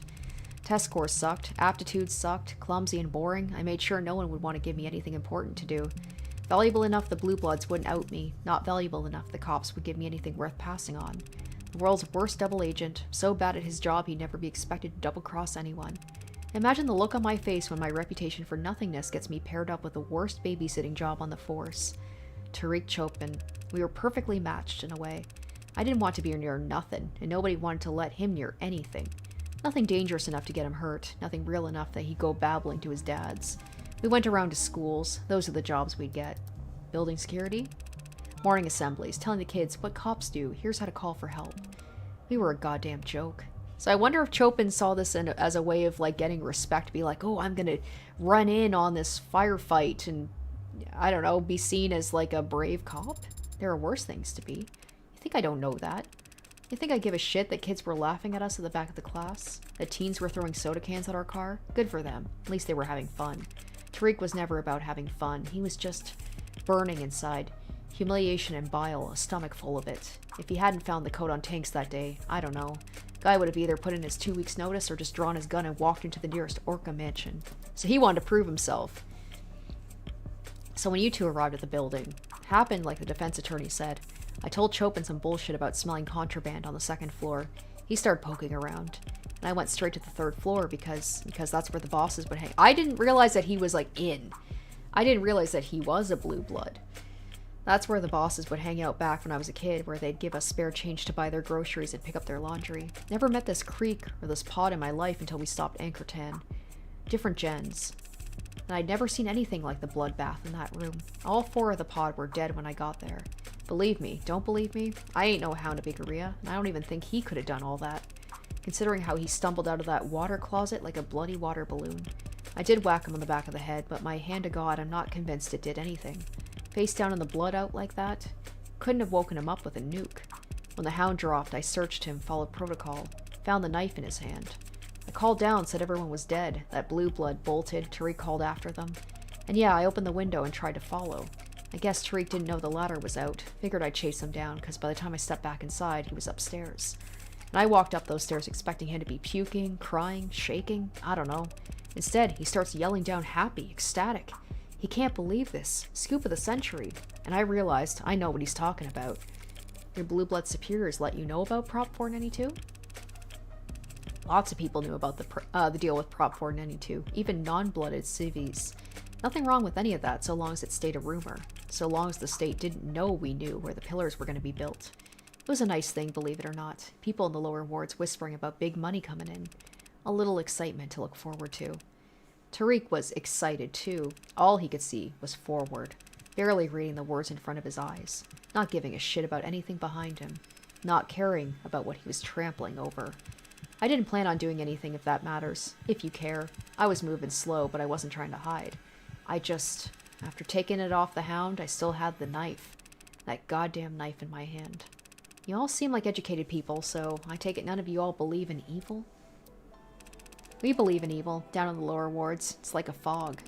Hangs around certain people, places, and it poured off that knife like a water fountain. The devil made you do it?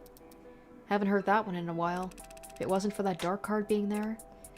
You know, Tariq once told me, said he wanted to become mayor. I just did this stupid fake laugh and told him he had my vote. I don't know why I did it. I shouldn't have done that. Laughed at him? Shouldn't have lied to him. And so, Your Honor, the people will be dismissing the charge of homicide in the first degree with prejudice. What does that mean? They can't charge you with Officer Chopin's murder again at a later date just because they found more evidence. And the 4 other charges of second-degree homicide? Okay, so it's a thing where it's like, they're not going to charge Rogers with it. Obviously, he had nothing to do with murders, but like I said, I guess I've been kind of conditioned by other games like Phoenix Wright, where we have to find all the murderers. We have to find out who did everything, when that's not a lawyer's job. A lawyer's job is just to defend their client. So that's just going to be a mystery, and they're probably going to be like, nobody cares about the Blue Bloods. Really. All they care about is finding out who killed Chopin. We'll be dismissing the 4 charges of second-degree homicide without prejudice, so she's not quite convinced I couldn't have killed Creek's pod. Miller's blood having already been on the knife he used to get free in the first place was pretty huge, combined with Rogers admitting you basically stumbled out a walking corpse. But the way the state sees it, their murders aren't any more solved than they were at the beginning of this trial. It's to be expected. I like that it's more realistic about it. Then the jury will be dismissed, this court will be adjourned, and you, Mr. Ikaria, are free to go. Everything that's happened to you the last few days, how is that leaving you so shocked? I'm not shocked, I'm just grateful, Counselor. You have my... Ahem. Your Honor, is there perhaps something else you wanted to say? Well, if you insist. I guess for some reason, even though the jury's been dismissed and it's actually their job to do this part and the charges were dropped, I have this strong, overwhelming urge to say, not guilty. No, that needs to be much bigger. Maybe I cast ye innocent. No, that sounds dumb. I was half expecting her to ask Sosuke out on a date. Yay, we did it. That went much better than the last time I was on trial.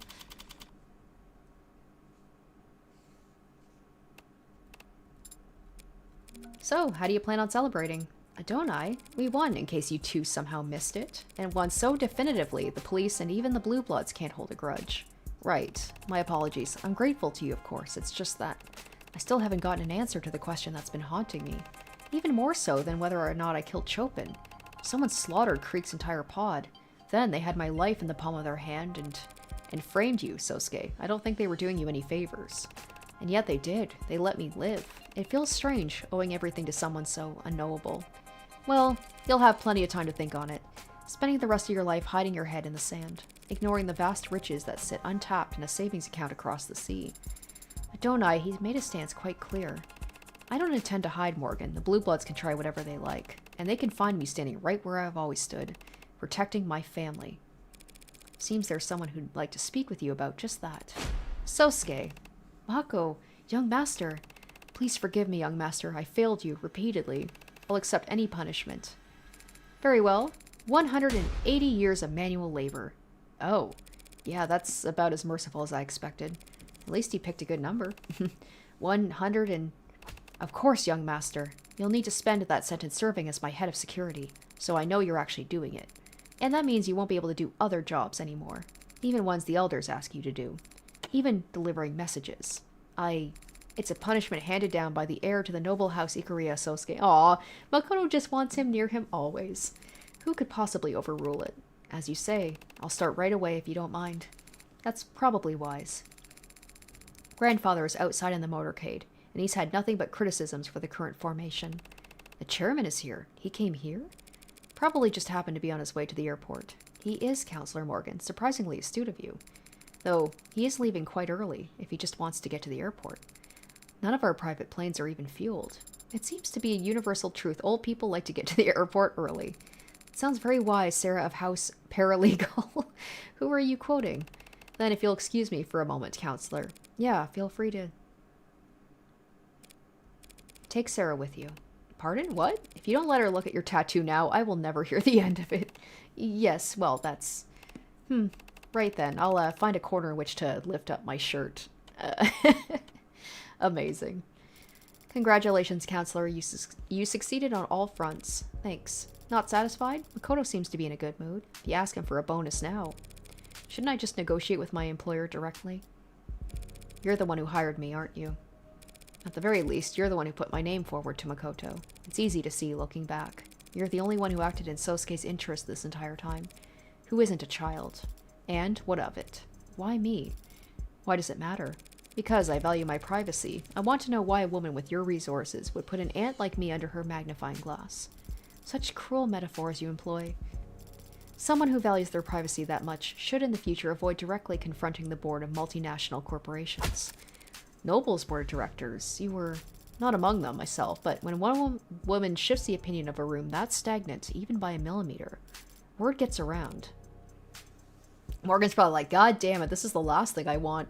By helping with that David Asher thing, she's just like, she did such a good job. She's getting known from people, and the one thing she wants to do is try and remain hidden and unremarkable.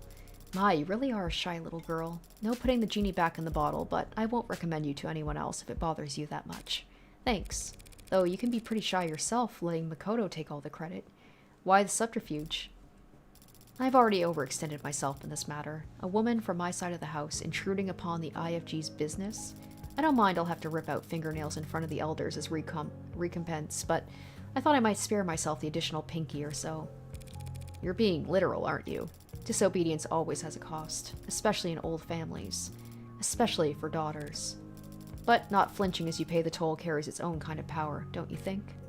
Maybe I'm just trying to dress up my cowardice as dignity. Disobedience used to come naturally to me. It gets harder the older you get.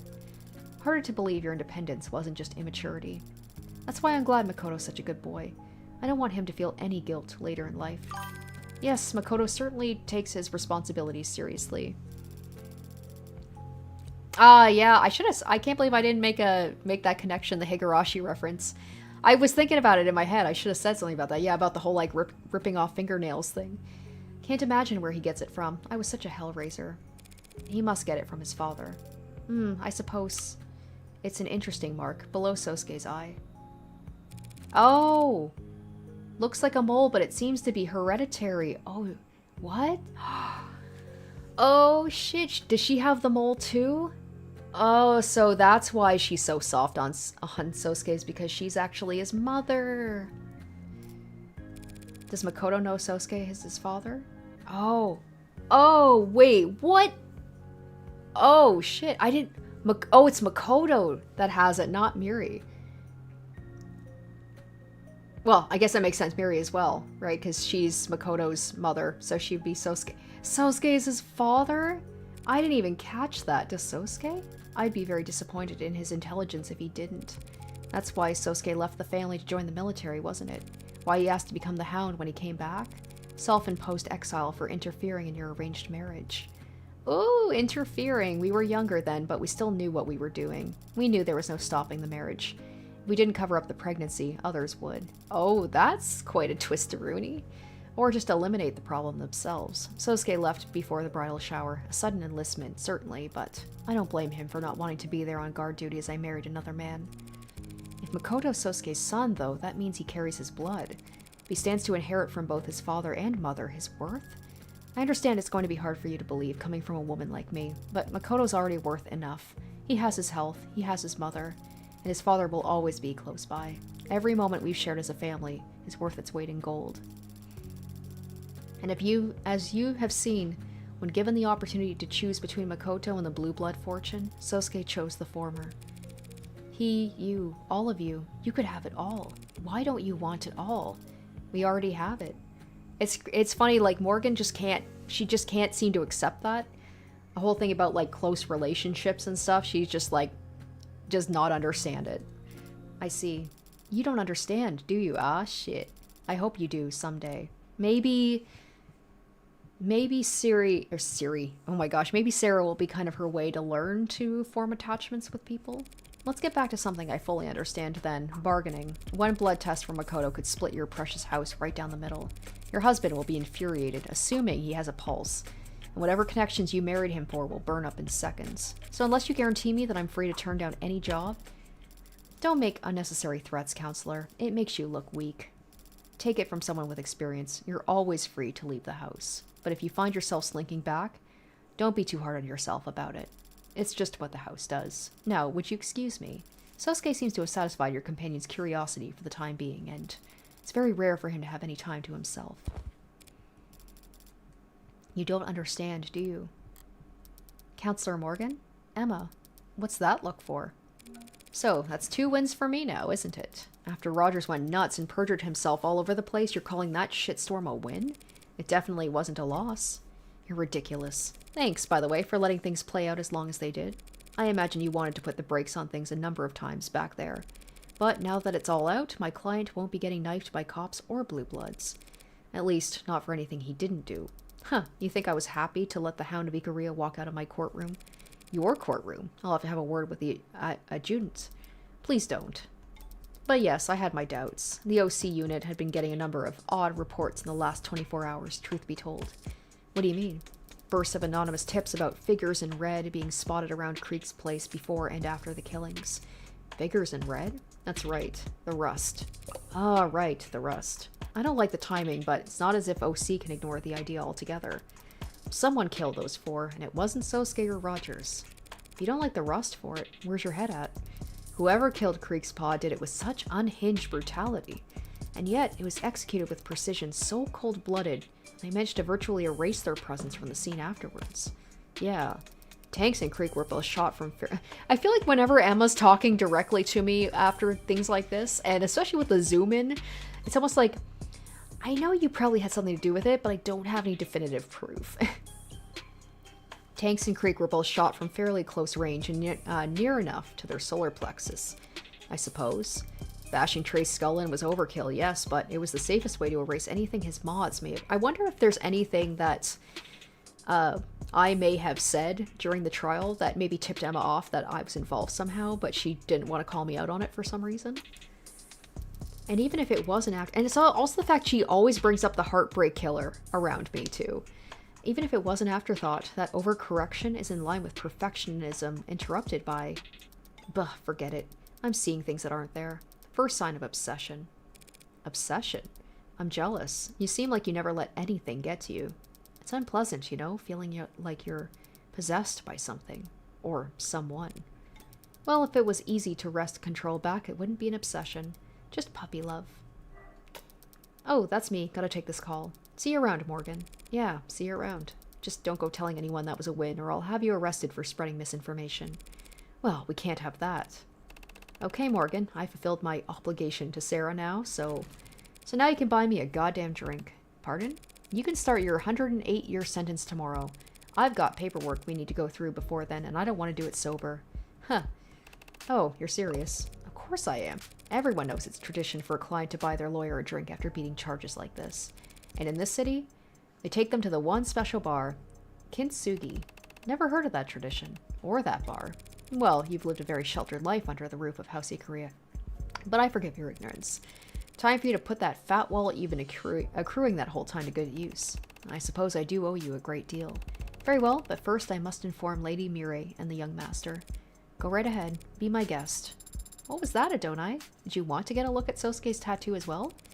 I'll take a rain check. Sosuke seems much more animated this afternoon, don't you think? Did you say something to him? No. No, I didn't do anything. Aw, he's with his family. I see.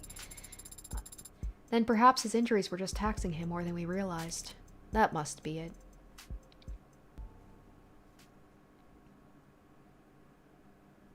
It had been threatening to rain all day. gray skies spanning a slate-blue world. It was cold, and all the heaters were humming in their rush to overcorrect for it. At 3 p.m., raindrops started hitting the windowsills. Or maybe 3 a.m. Not a problem. She had her umbrella. At 3:15, the adults started leaning back in their chairs. Watches and phones were being checked. They were preparing to leave. At 3:24, another topic is brought up. The gathering resigns themselves to a continuation. It's 3:45 by the time the girl is able to excuse herself. She has 15 minutes to get back to school. Hardly impossible on foot if she hurried, but she could have asked to be driven there. For some reason, the thought never crossed her mind. She hesitates at the door. She'd left her umbrella behind, back upstairs. It's not like her to be so absent-minded. The smart thing to do would be to go back up and get it. It's 3:49. At 3:51, she's jogging.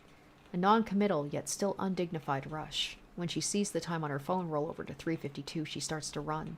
She hates running. A small part of her considers sending a text. She'd never be the one to text first. Come to think of it, she'd never been the one to text second. She only had one number in her phone's contacts, after all. At 3:56, the school gates are in sight. Her eyes had been straining to see them. She wasn't looking down. Her knees stung in a shallow, sharp way. The palms of her hands were embedded with specks of gravel where she caught herself. Rain-diluted blood ran faintly down her leg as she dripped water onto the mundanely tiled floors of the hallway. At 3:59, she pauses to catch her breath before sliding the door open. If her heart hadn't been beating so loudly in her ears, she would have easily heard the voices behind it. Ha ha, where do you even come up with this stuff? Hey, I can't promise it's going to be that exciting every week around here, but... Ugh, what are you? I thought you had a family thing. Or, Ev? Evie. I just read this. Ew. Evie, what are you doing? I thought you had a family thing. Oh shit, are you okay? What happened? You're soaked, and I thought, who are you? Or who are all? We're the Mystery Club. Name pending, I hope. I was told the name could change. You were right, Evie. I just went around to people on campus and tried being friendly, being myself, and people started signing up. But forget it, your knee. It's fine. You must be freezing. Let me give you my coat. Screw it, I'll just carry you to the nurse myself. Stop. Ma'am, this girl just showed up and she's bleeding. What? Bleeding? Everyone stand back. Where is she? Who? What's her name? I don't know. I don't think I've seen her before. You, girl, come with me. I'm taking you to the infirmary. Ma'am, she's cold. It's very nice of you, but it's not sanitary to share uniforms. Stay here and wait for the floors to be cleaned. Eve, don't worry about it. I can walk on my own. There's like this... Yeah, I don't know if this is her friend who betrayed her. There's this whole thing about like this mystery club, and it like, did her friend steal the idea from her and be like, oh, I wasn't expecting you to show up, and being overly friendly. And her saying that she only had one phone number in her contact. I wonder if it's the friend that was just there. I don't know. It's kind of this weird backstory about her. And with a little sprinkle of salt just along the edge. There you have it. Oh, that looks wonderful. Thank you. Of course, let me know if you need anything else. I must admit, Morgan, this is quite a fine establishment, and so exclusive. The whole staff here is on hand to attend to just the two of us. I can't imagine what the waiting list must be like. Right? Lucky for you, you got a man working on the inside. I can assure you a table at any time, Sosuke.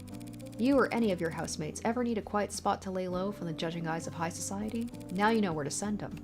I might do just that. And these prices, so reasonable. Shit, I knew I should have gone with the digital menus. Hey, Sosuke, that name they have for you, the Hound? That's a title you were given, or just part of the mantle you chose to take up? No, I was called that long before I started delivering messages. Oh, okay, interesting. Agluga says, my read was she feels betrayed she wasn't the only person her friend cared about. Ah, good. Interesting take. I was just like, with all the back story about her, like there was a girl that sounded kind of mean talking to her about like, oh, you want to start a mystery thing? What's that about? So I'd be interested to see more about like what Morgan's backstory is. Maybe it's a thing where it's like she just kind of feels betrayed by people in her past. She doesn't seem close with her family. Like when she said she didn't think to ask her family to give her a ride to school because she probably assumed they would say no. Maybe the one person she trusted, like the one person she had their phone number, she felt betrayed by them, so she's like, screw it, I'm not gonna be friends with people. But then she was friends with Asher, so it's interesting. She is capable of having relationships with people. Long before I got my tattoo, truth be told, I'm not sure where it came from, or when people started using it. Childhood nickname, I suppose. Earned by following Miri around like a puppy dog. I never, who told you Mary was, the heir when we were... It's a miracle you didn't break under torture, you know that? The Hound of Ikaria, so everyone called you a dog when you were a kid? Jokingly. Lovingly. Mary's right. I don't know anything about blank. I'm guessing maybe, like, relationships or family. Oh, okay. Morgan was the mean girl. The red text is someone else. Okay, thank you for clearing that up. One of the many things I've long since acknowledged that I'm missing. But obsession, addiction, those are easy enough to grasp. I've rolled the dice plenty of times by now. There are no demons haunting me, no other drivers in the car. Just me sitting in the dark with a hole in my chest. When it's hungry, I feed it, but it will never be full. Because the hole was there first, and it built a girl around itself so it would have a place to hide. How can you tell? But they called you that, lovingly. I suppose you never know. You just trust. And if you do trust, then that's your answer. And besides, what's insulting about being compared to a dog? Everyone loves dogs. Probably even you. For your information, I like dogs just fine, Sosuke, but I could never live as one. Everyone's already collared in this world, tagged, labeled, classified, and put into a box. But even so, I refuse to sit at the end of someone's leash. Better to remain a stray. She gives off more cat vibes. Like, cats just kind of do their own thing. They're more independent. They're, you know, not especially loyal to people. I shouldn't say that cats are loyal to people, but not like dogs are, right? But yeah. Alright, so there we go. That is the end of Chapter 2. Unfortunately, I don't know if there's been any update about when Chapter 3 is coming out because, well, this just came out, what, maybe like month and a half ago? So, and I don't know when the, like, release date between Episode 1 and Episode 2 is. Maybe there'll be something here at the end where they'll say, like, when's the next one gonna be? What's this? This is cute. Oh, I get the picture of them. Adorable. But anyway, yeah, so unfortunately I don't know when Episode 3 is going to be releasing. Like, I don't know when the time frame is between like, Episode 1 and Episode 2 is released. Oh, we've got some more. Of course there is. This is the preview for what's going to happen next. I wasn't looking out for anything in particular. The rust gives me and the others food and stuff for telling them where the blues go and who they talk to. My shoes have been feeling too small, and the blue guys in the building have been really busy lately. I thought if I hung around, I might see something the rust would give me new Oh! Was this the kid at the very beginning? I mentioned this kid. I was like, where did this kid go? Well, they're saying kid with a question mark. But I never saw anything worth anything. So you gave up? No. I got scared. What scared you? You won't believe me. No one believes me. Everyone says I'm a liar. Everyone says I'm a liar, too. Are you? I can't remember. You see, somebody took something that belonged to me. I don't feel right without it. Ooh, there's that mask that... I wonder if that's what they're referencing, because Morgan did take that mask out of the safe. But I think you could help me find it. Oh, so I wonder if the kids be like, I did see somebody go into that building. Maybe he's gonna say, like, the red... Like, what was the name of the person that's basically, like, the urban legend here? Like, the red something, and they could say Morgan because she's got red hair. So maybe someone's gonna be after her. What'd you lose? My face. Uh-huh, the face. I saw the red hood. That's it, the red hood. Except she was a lady, not a girl, and she didn't have her hood up. I didn't get a good look at her face, but she was all red. I was wondering when this kid, like, I'm glad that at the end we're getting, like, a wrap-up about what happened to this kid, because I'm like, this kid's gonna come back in some way. This kid saw Morgan. So, red hair? What's this? Gold. Thanks. But are you sure? I wasn't any help. You've been a huge help. Now I know to look for red hair. I've tracked more elusive prey with less. Ooh. And what was the thing that the Blue Bloods also said? They were basically legend. They were urban legend, like hunters. Is that what they were called? They said, like, these are people that they exist, but they don't show up unless it's something really, like, really important. Okay. Episode 3, quoting scripture, which unfortunately we don't know when that's going to be. But that was really good. I mean, episode 1 was very good, but I like this one better.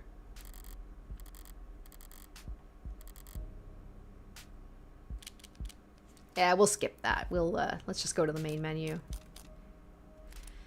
So guys, thank you so much for joining me for the conclusion for episode 2. This one was really good. I hope that episode 3 is going to be as good, if not better. But I did like that thing at the end. Someone is hunting Morgan when she desperately wants to stay hidden. She does not want to draw attention to herself. But I don't know.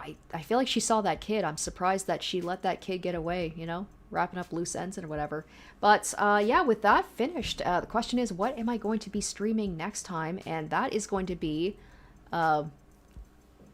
why do I always want to say like Phantasagorium, but that's not it. Paranormacite. The new Paranormacite, I believe it's called The Mermaid's Curse. Released recently. I played the first Paranormacite, I believe, on stream. Really liked it. It's a really cool game about kind of like Japanese mythology and murder mysteries and stuff like that. So this is a sequel to that, and I'm really excited because I really liked Paranormacite. So I will be playing that sometime next week. If you want to check it out, have notifications turned on for the channel so you do know when I'm going to be streaming Paranormacite: The Mermaid's Curse. But I thank you for joining me tonight. It was a great wrap up to this chapter. And yeah, I hope you will join me for my stream of Paranormacite starting next week. So until then, guys, have a good night. Bye.